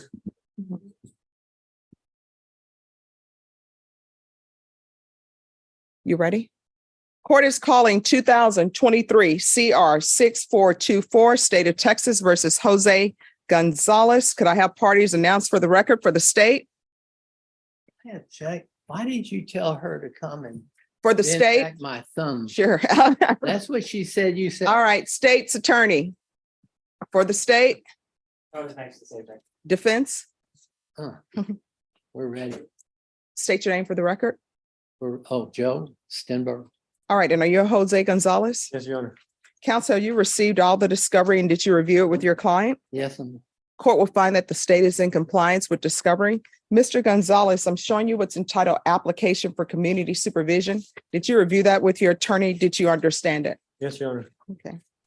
And did you sign it? Yes, Your Honor. Showing you what's entitled True Bill of Indictment. Did you review that with your attorney? Did you understand it? Yes, Your Honor. Counsel, do you waive the reading of the indictment? we waive. State, it appears that you're proceeding on the indictment as presented. Is that correct? That is correct, Your Honor. Mr. Gonzalez, I'm showing you what's entitled Court Admonishments. Did you review that with your attorney? Did you understand it? Did you sign it in all the appropriate places? Yes, Your Honor. Did you understand you're charged with unauthorized use of a vehicle? That's a state jail felony. Range of punishment is anywhere from 180 days up to 2 years in the state jail facility and up to a $10,000 fine. Did you understand? Yes, Your Honor. Travis. If you have a plea bargain agreement with the state, the court does not have to follow your plea. If for any reason the court doesn't follow your plea and gives you more than you bargained for, the fact that you entered a plea will not be used against you and you will be allowed to withdraw your plea. Did you understand? Yes, Your Honor. Did you understand you have a right to jury trial, a right for you or your attorney to cross-examine and confront any witnesses the state would call and the right to remain silent? Yes, Your Honor. Did you understand by entering this plea, you were giving up those rights? Yes, Your Honor. And did you intend to give up those rights and enter into a plea in this case? Yes, Your Honor. Counsel, has your client been able to provide you with any defenses? He has. Do you believe he has a rational as well as a factual understanding of the charges against him? Yes, ma'am. Do you believe he's currently competent and was legally sane at the time of the offense? Yes, ma'am. Mr. Gonzalez, has anyone threatened you, coerced you, or placed you in fear to get you to enter this plea? No, Your Honor. Anyone promised you anything other than the plea? No. Satisfied with the way you've been represented? Yes. Are you a U.S. citizen? Yes, Your Honor. Court will find that defendant has knowingly and voluntarily waived his right to jury trial. Showing you the plea bargain page. Did you review that with your attorney? Did you understand it? Yes, Your Honor. According to the plea, punishment is to be assessed at 2 years in the state jail facility. There's a $1,500 fine, no application for deferred adjudication.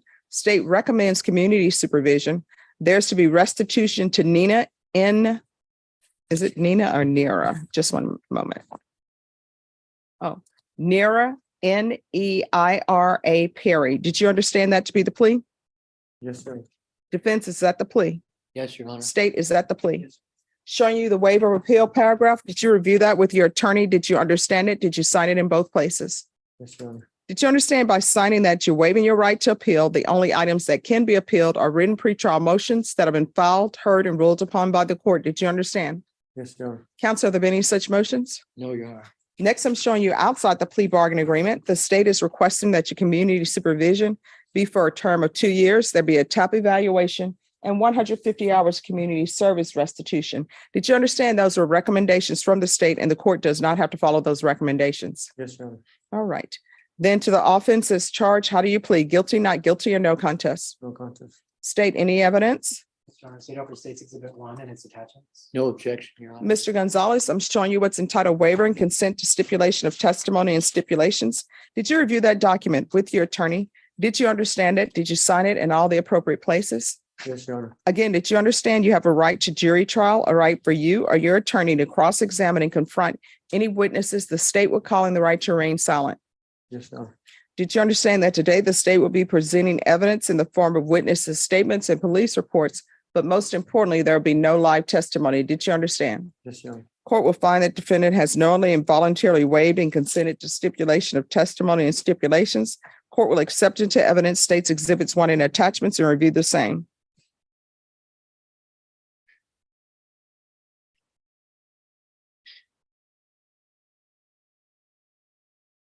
After reviewing states exhibits 1 and attachments, the court will find there is sufficient evidence to find you guilty and the court will find you guilty. Are you proceeding with sentencing?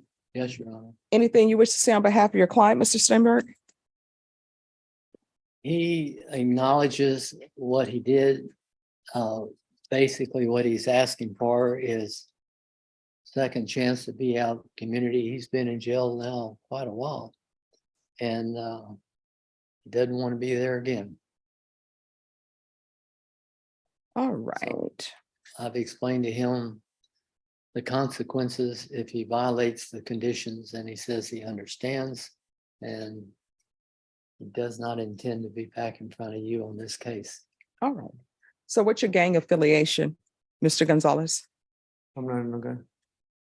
What are these tattoos about? I got it when I was a younger kid. All right. And the facial tattoos? Yes. When you were young, how old were you? Oh, these, Yes. this is last year. I'm sorry. Last year, I had this, Who did it? in the free road. Okay. All right.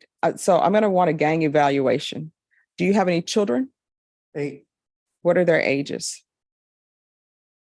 4, 5, 7, 8,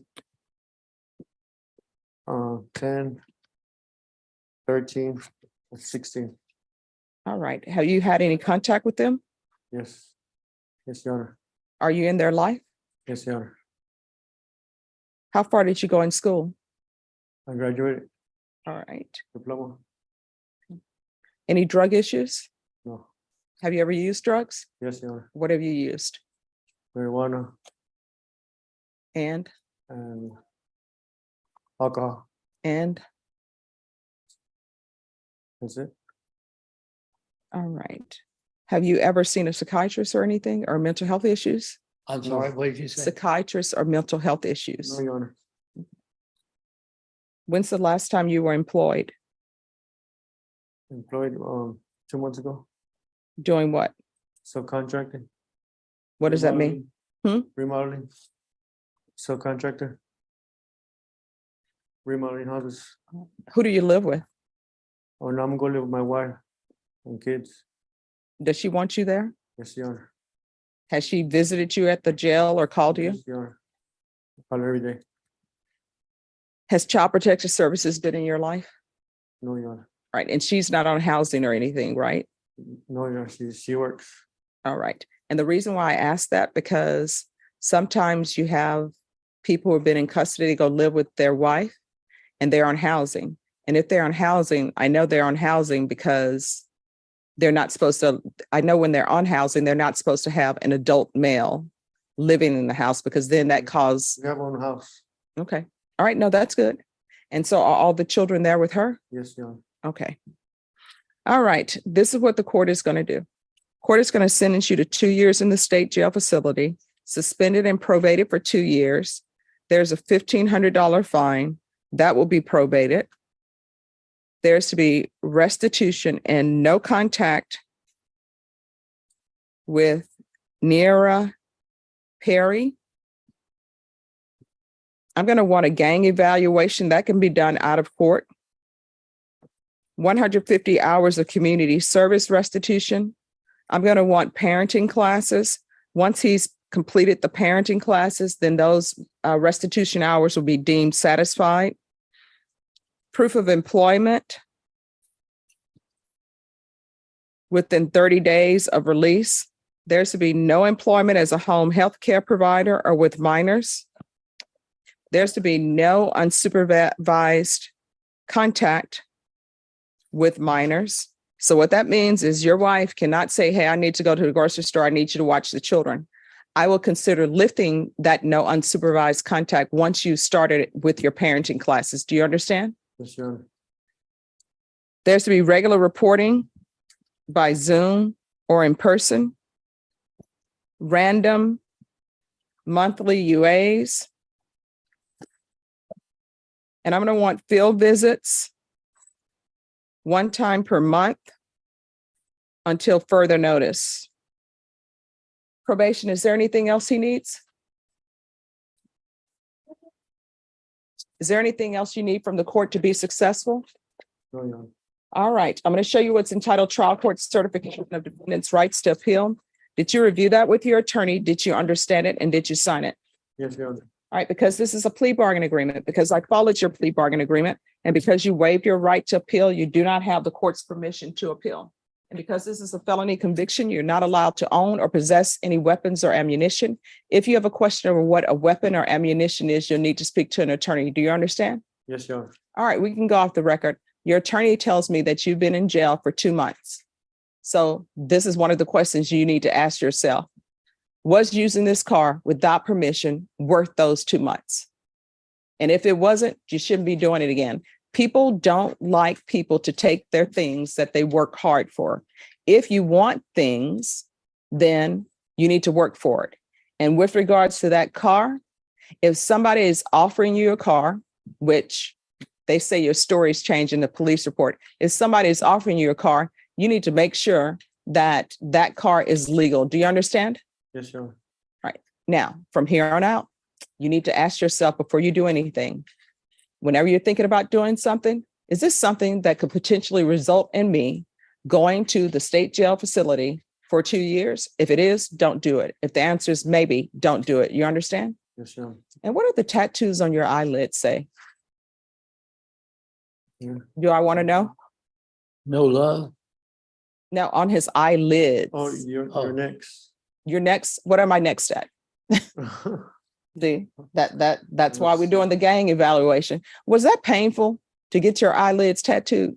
Yes, it was. Yeah. Why would you do that if it's so painful? I was in a lot of pain and I went to feel more pain than I had. All right. Can we do a MIC evaluation as well? So they're going to do a MIC evaluation. All right. Was All that- right. That's a mental health evaluation. You can discuss things with them if you have some internal pain that's going on. You can No, talk but to them. Pains are gone already. All right. Well, just in case. All right. Because that's a permanent tattoo. All right. Thank you. Can I see that file for a moment? And everyone, we're going to take a 10-minute recess, and then Mr. Stenberg, that'll give you a chance to get ready for your bench trial. 10 whole minutes, thank you. 10 whole minutes. Judge, Yes. when do you want us back? Meeting. Just call down and see if Mr. Cox is back. Okay, I might also call, I had some probably can grab lunch. Oh, sure. 30, 40 minutes. All right. Let's just, you know what? We're just going to put it at 1:30 because we're going to take a break here at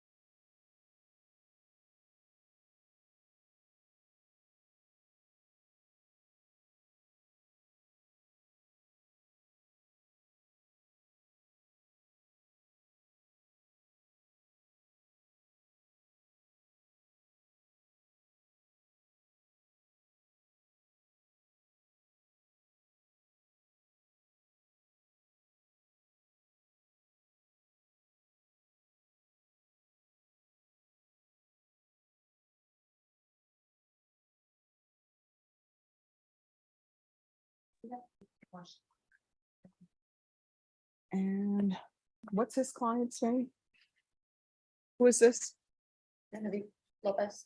All right, could I see? All right, thank you.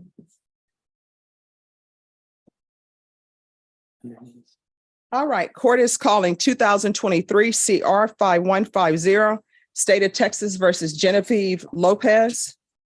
Could our parties announce for the record for the state? Travis Banks and Zach Dunn for the state of Texas. Defense? Howdy, Joe Stenberg representing Genevieve Lopez. Are you Genevieve Lopez? Are both parties ready to proceed, state? The state's ready, but one issue is our complaining witness has a pending case, and we're in touch with his defense attorney to come down so she can be here while he's on the stand. Okay. Yeah. All right. All right, well, we will take that matter up and we'll wait for them. And then Ms. Lopez, you filed a jury waiver. Did you have a chance to review that document with your attorney and did you understand it? Yes, ma'am. And are you requesting a bench trial? Yes. And state, do you have any objections to the bench trial? No objection, no. All right, the court will sign the jury waiver. And then what we'll do is we'll take a recess and wait for them to show up. Well, I think we might be able to call a different witness if the court would rather just proceed with the first Sure. witness, and we'll call the complainant second. All right, so I'm sorry, Mr. Stenberg. Have you received all the discovery in this case? I believe I have, Your Honor. All right, I need a discovery acknowledgement. And did you review that discovery with your client? Yes. All right, the court will find that the state is in compliance with discovery.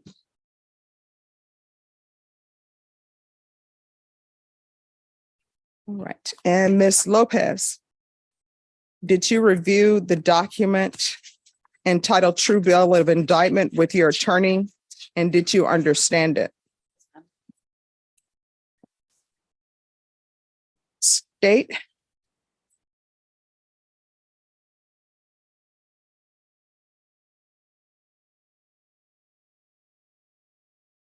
Hi. Yes, Your Honor. All right, he's reviewed the indictment with her client. She understands it. Yes. All right. Waive the reading. All right, you're waiving the reading of the indictment? Yes. All right, then, any objections to the waiving of the reading of the indictment, state? No objection, Your Honor. All right, then, Ms. Lopez, to the true bill and indictment, how do you plead guilty, not guilty, or no contest? Not guilty. Not guilty. All right. Are there going to be any opening statements? Your Honor, the state would make a brief opening statement. All right, state, you may proceed. Your Honor, this case is an aggravated assault with a deadly weapon. I think there's, like many of these cases, there's going to be some background in the relationship that led up to it. The state would just urge Your Honor to focus on the evidence and what is presented to the court of what happened on the date of the incident, and not to be distracted by some other aspects of their relationship that aren't really relevant to what happened that day. And I think once we've shown the evidence, we have some video that I think will show the court, and believe the defendants on video running at the complainant with a knife and threatening that she wants to kill him, wants to hurt him. And this is all done in front of the children. I think it's also important to note that the complainant, the defendant and complainant don't live together, and this happened at the complainant's home. And that is the opening statement. Your Thank Honor. you. Defense, any opening statements? We reserve. All right, thank you. And let me print off the discovery acknowledgement.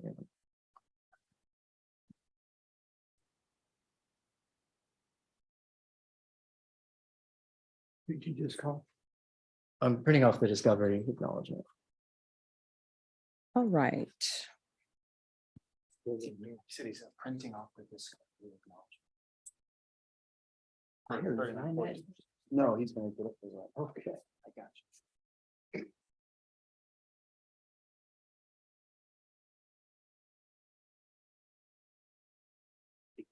you. Probation, did he sign the He did. It's in the stack. All right, thank you. Yes, yes.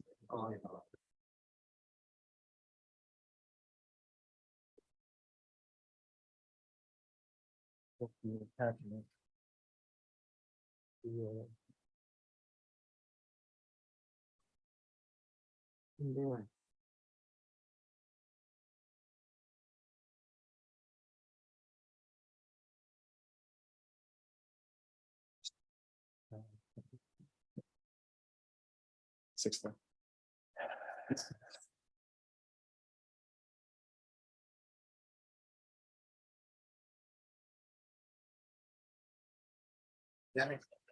And it's, I'll give you the. This. They put Carlo. together, got it. Could you? Alright, it was the discovery that.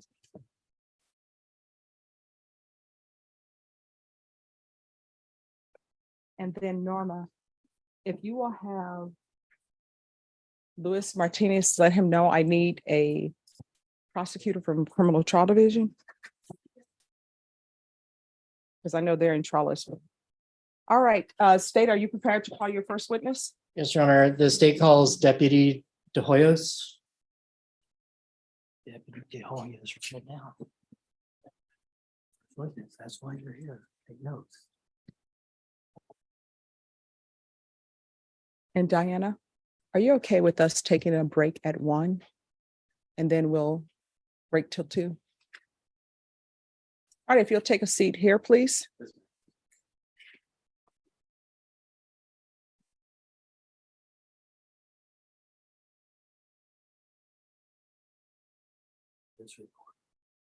All right, could you raise your right hand? Do you solemnly swear or affirm the testimony you give will be the truth and nothing but the truth, so help you God? All right, you can take a seat. And if you'll please keep your voice up so that everyone can hear. If you'll state your name for the record and spell your last name. Yes. First name is Andrew Richard. Last name is De Hoyos. That's Dehhoyos. All right, state. So Deputy, how are you currently employed?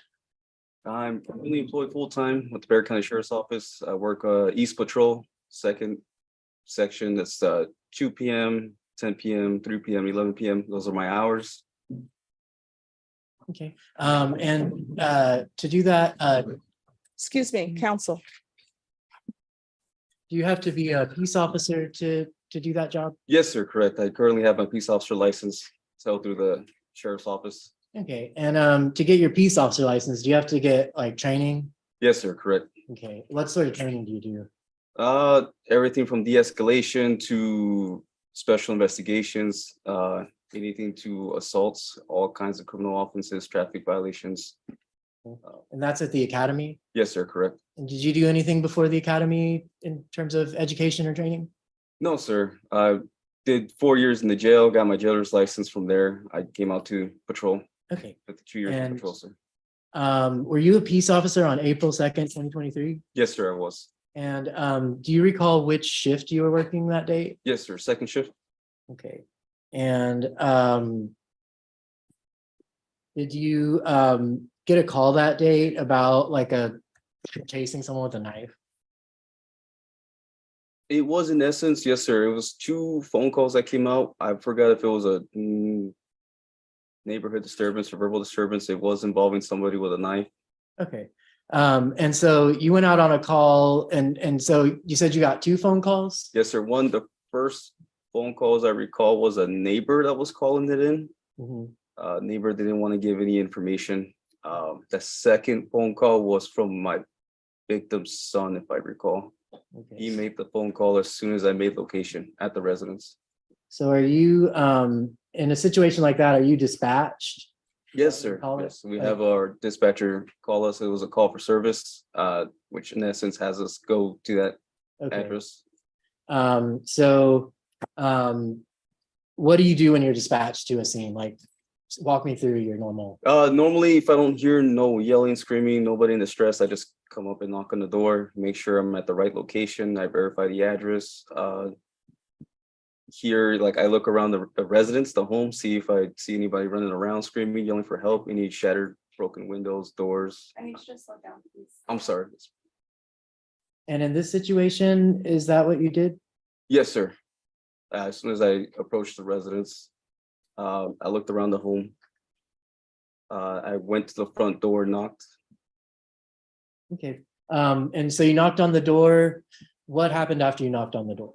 I had a female open the door, which I believe was Mrs. Lopez. Do you see the person who opened the door in the courtroom today? Yes, Okay, and could you identify that person by like an article of clothing that they're wearing? the green blouse, green shirt.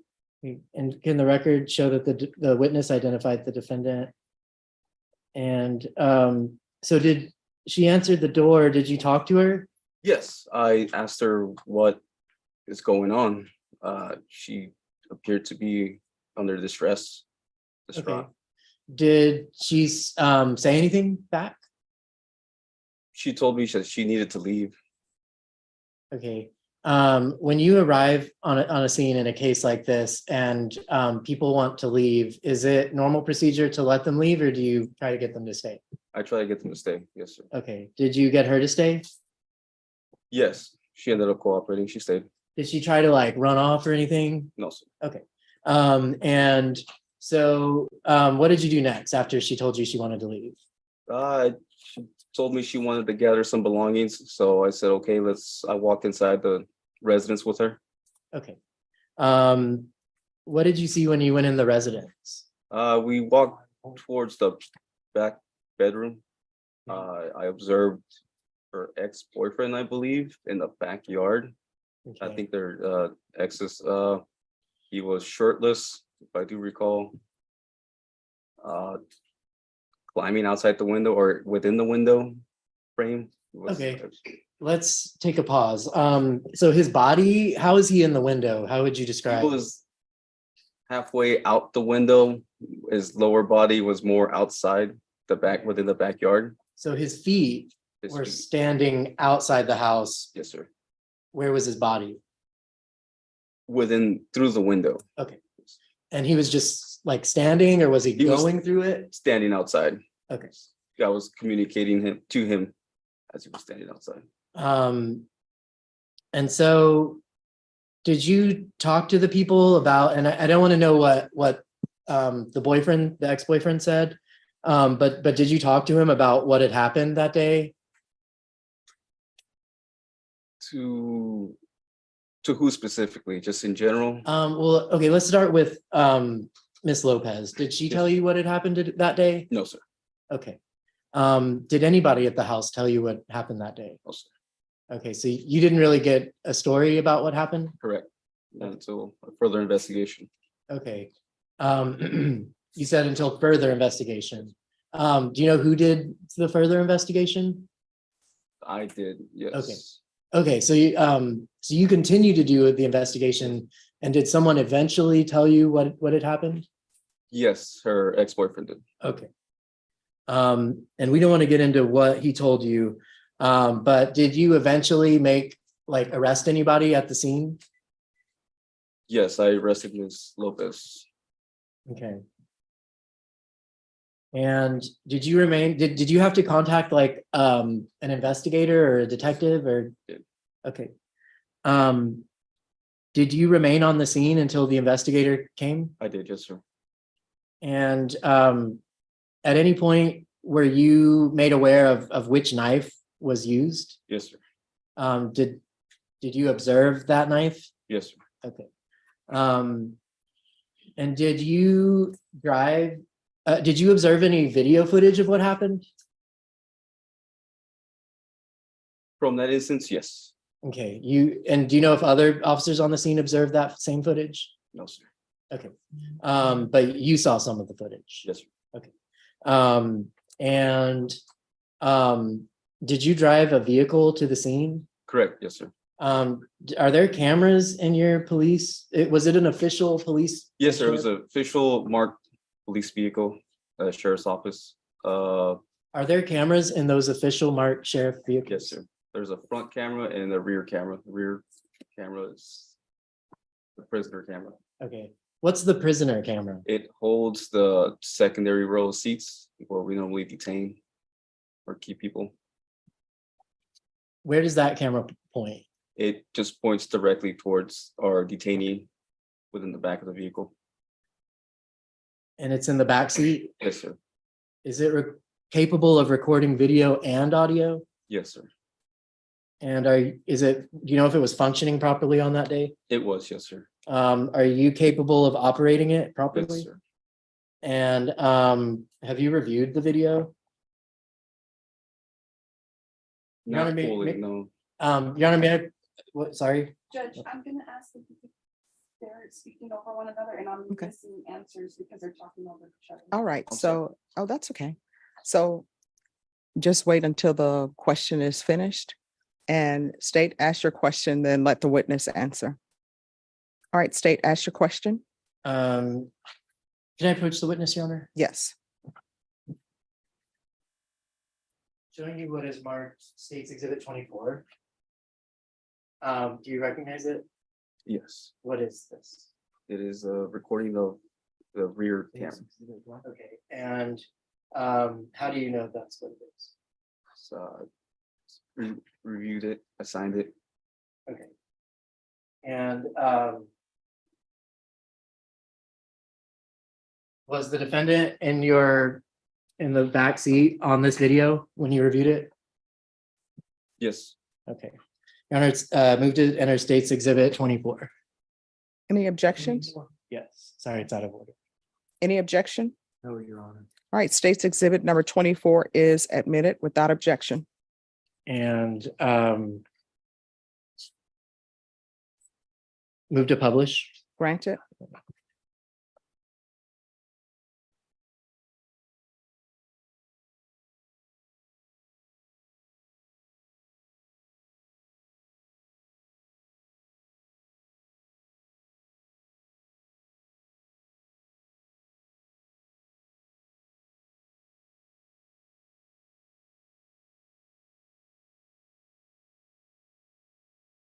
No further questions for this witness. Your Honor. All right. Are you all publishing the video or you just want the court to see it? I think we'll publish it at a later time. All right, Section 1. sure. Defense? And you authored a summary in this case where Robert said that he was not cut or stabbed, correct? correct. And he was requested multiple times. He just said he was threatened. Is that correct? Yes. Absolutely. No further questions, Your Honor. All right. Or, sorry, can I Yes. ask one more? Which county did you arrive at the scene of this case? Bear County. No further questions, Your Honor. All right. Is this witness excused or subject for recall? Excused from the state, Your Honor. Defense? Is the Yes. witness excused? I excusing subject to being recalled. All right. Okay. So the defense is asking that you may be, that you be subject to recall. Just make sure that you are within 30 minutes of the courthouse in case someone wishes to recall you. Do you understand? Yes, ma'am. All right. Thank you. You may step down. State, call your next, is your witness here? Yes. Oh, what are we approaching on? I mean, we don't have a jury. My inability to hear. Ah, okay. I'll make sure I speak up. And like I just went this week to have my hearing aids adjusted again. Mhm. I explained to them again, this is like my fourth time, Okay. Well, let me ask you this. Were you able to hear that witness's testimony? most of it. And Well, do you want him to be brought back and we? I Okay. got what I wanted. And but when you're talking, I can't always hear. Okay. Well, I'm going to make sure I speak up. And sometimes you say something that's important. Not Thank you. All right. Is your witness here? Yes, Your Honor.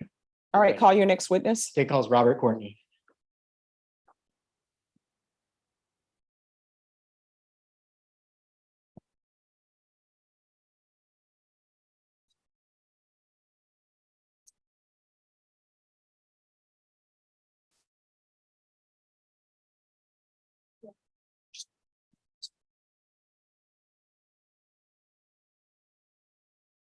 That's what they mean.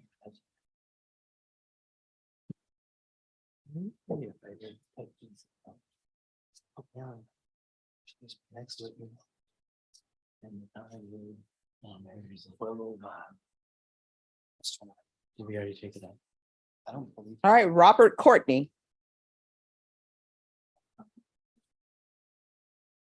Where's his attorney?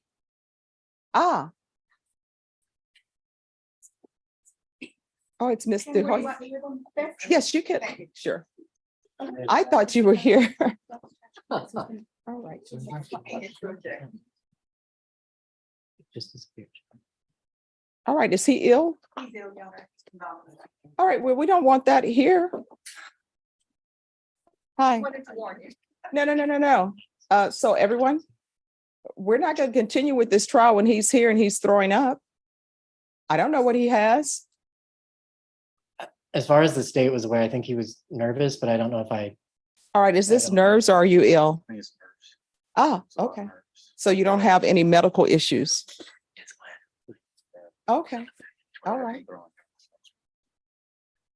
All right, do you need some time to gather yourself? All right, I mean, I don't want you throwing up on the bench. I totally understand. All right, so this is what we're going to do. We're going to take a break for you to get your nerves under control so you're not throwing up on the bench, okay? Or in the. I'm positive. Because I just got it out. Yeah, I just got it out in there, so I'm good right now. All right, I don't want I you, will not, I promise. okay. All right, can you raise your right hand? Do you solemnly swear affirm the testimony you give will be the truth and nothing but the truth, so help you God? All right, you can lower your hand, state your name for the record. Robert Courtney. All right, state, and I'm going to ask that you to speak up so that everyone can hear. State. Good afternoon. How do you know Genevieve Lopez? She is the mother of my children. Okay, and so when did you guys first meet?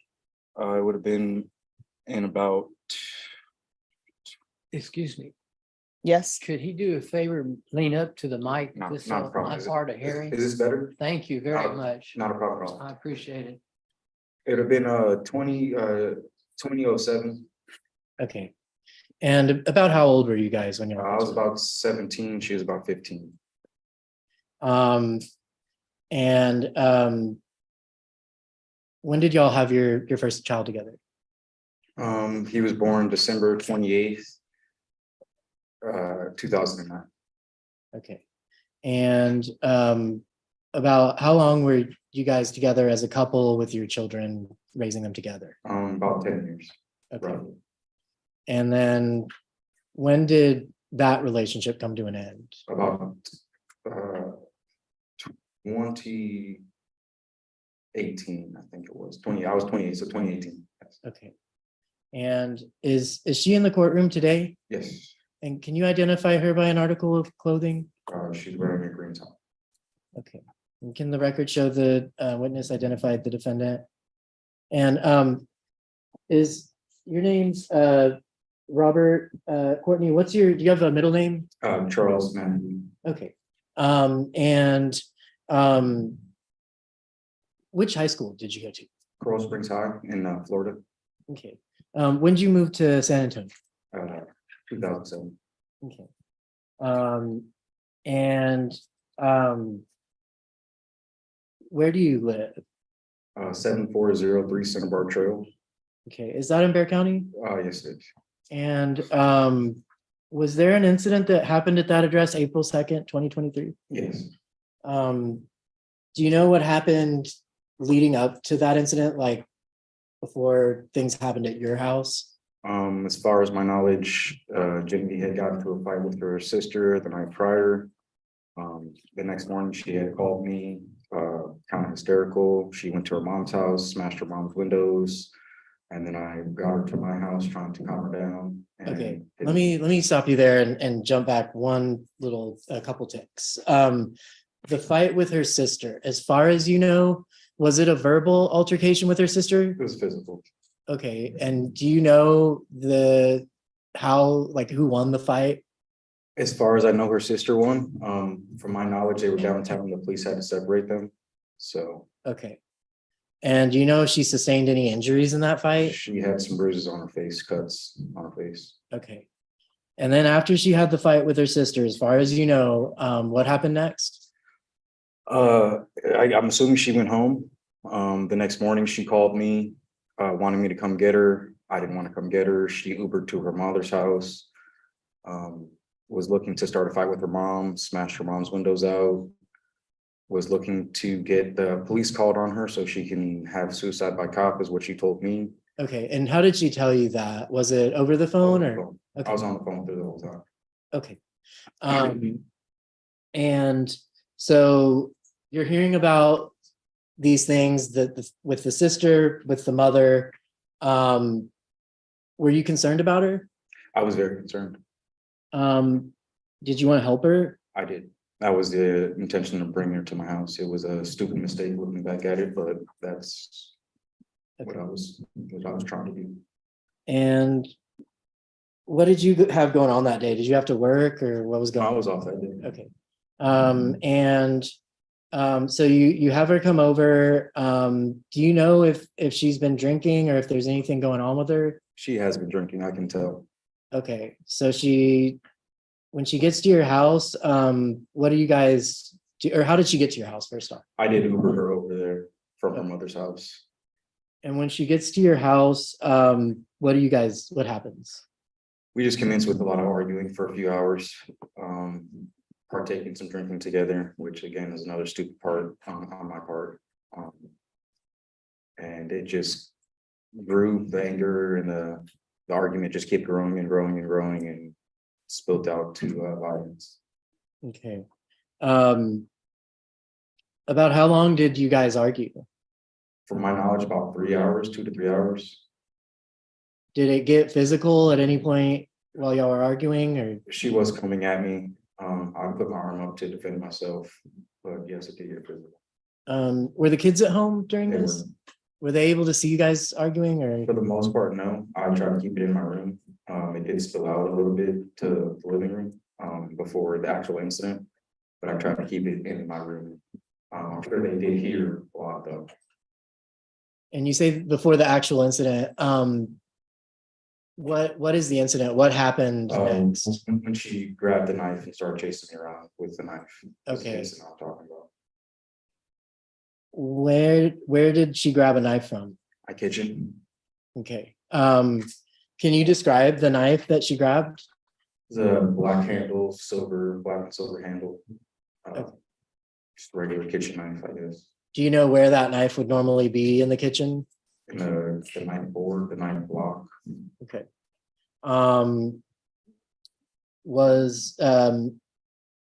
So let's kind of set the scene. Y'all are arguing. What was the argument about? Do you recall? She was just upset with everything, everybody. I still don't know exactly what happened with her and her sister the night prior to start the fight, but I'm assuming it has something to do with that. And her emotions were just high and she was just lashing out at anybody she could lash out at. Okay. Now, y'all are arguing about that. And at some point you said she grabs a knife. Correct. What does she do after she grabs the knife? She just kind of threatens it, chases me around. She stabs my bed. My oldest son has to come down because he can hear all the commotion. And when he comes to checks the room, she kind of calms down a bit, but then she starts it up again. You said your eldest son came down to help. Could you illustrate for the court or let the court know in the record what are their ages at this time? My oldest is 13, my youngest son is 10, and then my youngest daughter is 7. Okay. And so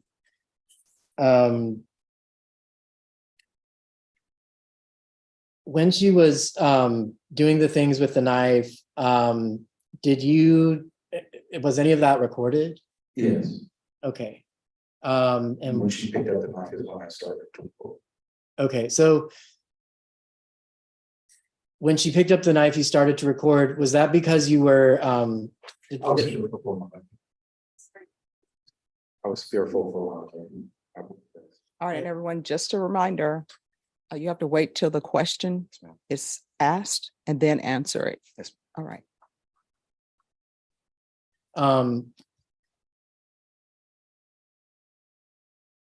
Had she, were you concerned by the fact that she got picked up the knife?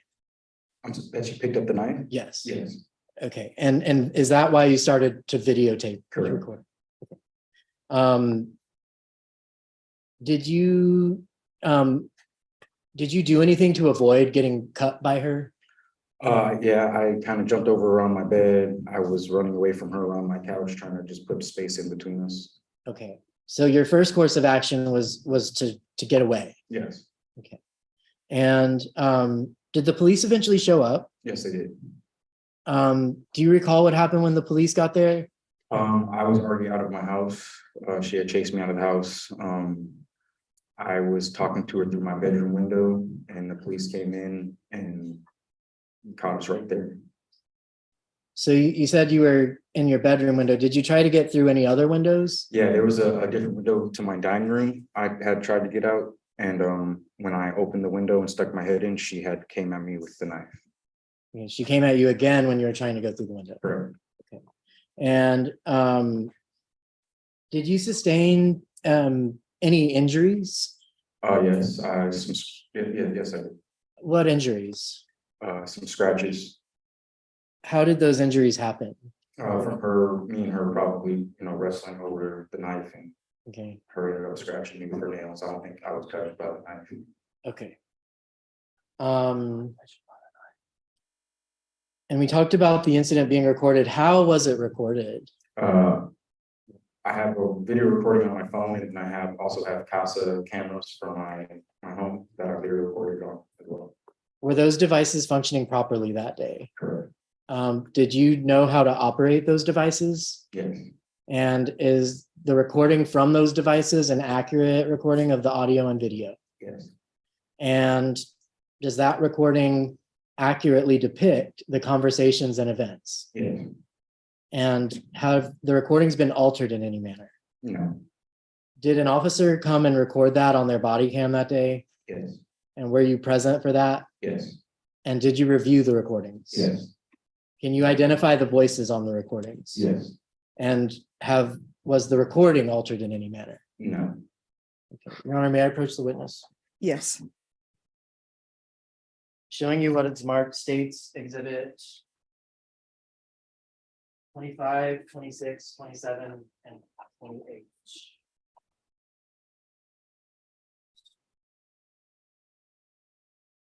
And 29.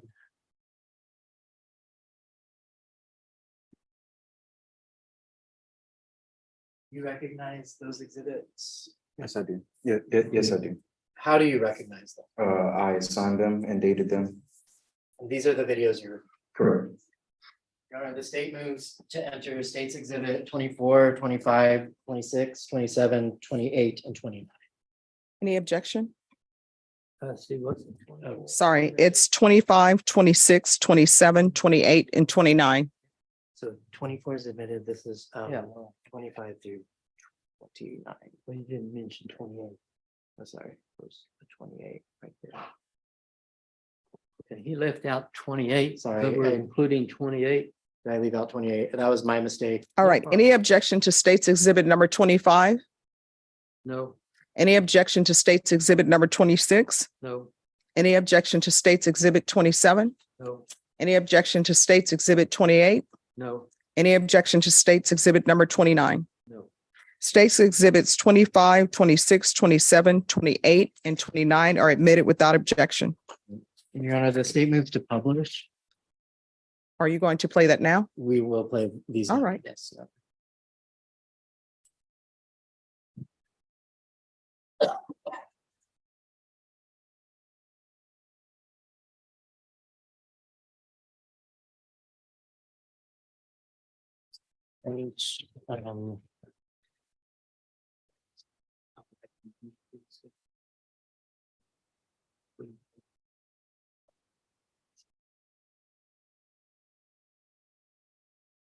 Start with.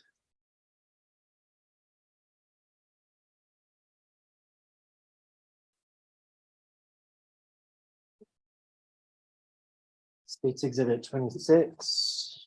No. The, Oh. Oh.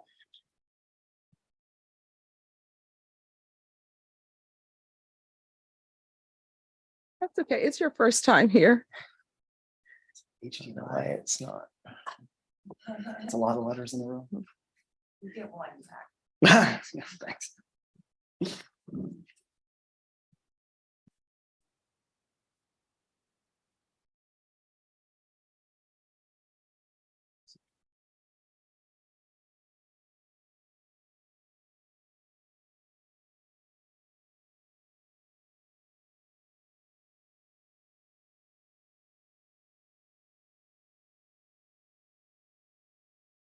Not working? It is not. All right, so we're going to take a recess. Are we going to take a recess at that point, Ms. DeHoya? So you able to come back? Yes, right. All right, so we're going to take a recess on this matter. I think it's good for all parties to go ahead and take their lunch break. It's been a Monday on a Friday. So I think state will have a chance to work on equipment and make sure it's working. And we will all have you all back here at 2:00. All right? All right, and will you be able to come back at 2? Okay. All right, so we'll be back at 2. Thank you, Judge. Yes, Same applies for me. yes, 2:00. I think. You're welcome. All right, Luis Martinez. We're gonna take up your matter and then we'll take our break. Okay, I'll tell Hank. Thanks for coming back, Judge. Okay, thank you. And then Mr. Garcia should be on. Yes, he is. He's zooming in right now. Are we excused from? Yes.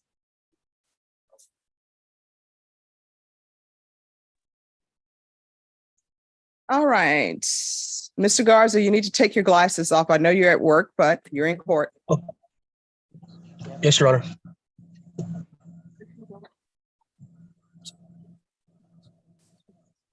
Yes. Yeah. Is the probation officer here on this case?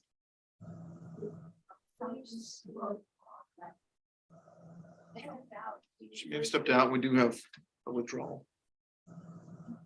But I need to see why I should approve the withdrawal. So we're going to find that out in a moment.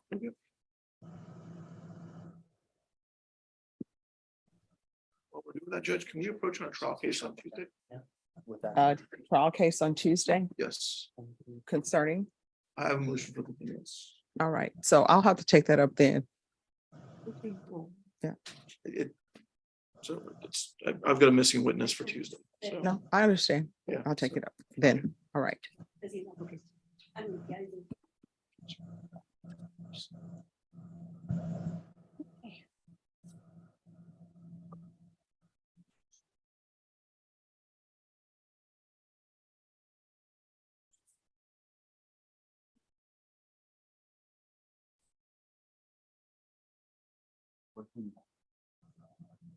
Mr. Cox, on your case, do you anticipate calling witnesses?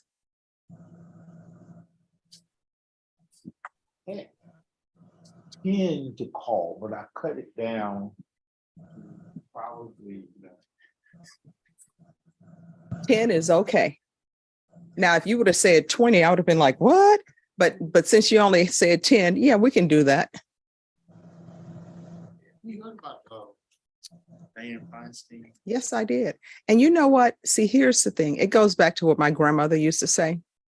And my grandmother would say that people, let me see, what's a proper way to put this? Well, I'm just going to say it. My grandmother would always say that people lie on you while you're here and lie for you when you're gone. And all of those people who are out there saying she was a trailblazer, she was this, she was that, just 2 days ago, they were saying she needed to resign. And now they're acting as though they didn't say that. Am I right about that? Did they not say that? Every last person who's on there were saying she needs to resign. And now they're saying, oh, she's a trailblazer. She was this. Governor will. I don't know. Well, Cornelius, you don't live in California, so you can't be appointed. Think about it, because anybody they appoint will be the person that's gonna win that. Oh, yes. That's gonna be interesting. All right, so 2 o'clock. Yes. All right, everyone. I don't know where the state is. Oh, he says he is on the way, Judge. Okay. He texted me, officer never called him. Oh, the officer never called him back on this? If you know what that Oh, I do know what that means. That means. Okay. All right. Hank, you said the officer never called you back? Yes, ma'am. I called the Westlaco Police Department and didn't get a call back on the from the offense out of county. Okay, so this is what we're gonna do. Probation Yes, Judge. on Mr. Garza. I'm not signing that motion to withdraw until we get the state and the defense get some information from that officer, because it appears, and Mr. Garza, I'm not accepting any of this as true, but there appears to be an alcohol issue, allegedly. And so I'm not going to sign a motion to withdraw until someone can assure me that, and when I say someone, I mean the attorneys, and you're an officer of the court. I trust what you say, Mr. Martinez, but somebody needs to talk to the people out of county to find out, one, has that case been dismissed? If it's been dismissed, bring the court something that it's been dismissed. If it's dismissed because lack of evidence or unable to prove, then that's something completely different. So I'm not going to sign a motion to withdraw until I have that information, because I don't think this is the first time we had some issues. So we're going to recall this, Norma, on Mr. Rene Garza. Set it for a contested hearing in 30 days, but Mr. Martinez, if y'all have that information quickly, he can still zoom in and I'll go from there. And this is my concern, Judge. Mhm. You know, and I've been doing this 20 years, we have some Yeah. cases in the valley. Departments in the valley can be notoriously hard to get information out of, Mhm. to get responses from. And so this case was set for a contested MTR to give the state time to get that information. And so we came to that point. Yeah. It was set 2 weeks ago for a contested MTR. Mhm. They weren't able to get a response. Then it was reset again for another 2 weeks. They have not been able to get a response. Okay. So we reset it for 4 weeks. I think we're going to be in the same position when we don't get a response. All right, well, I mean, this will be the last setting, but we also have on the motion to revoke, it's more than just, as you know, the number one. I understand, Judge. So those need to be addressed before the court is going to consider signing a motion to withdraw.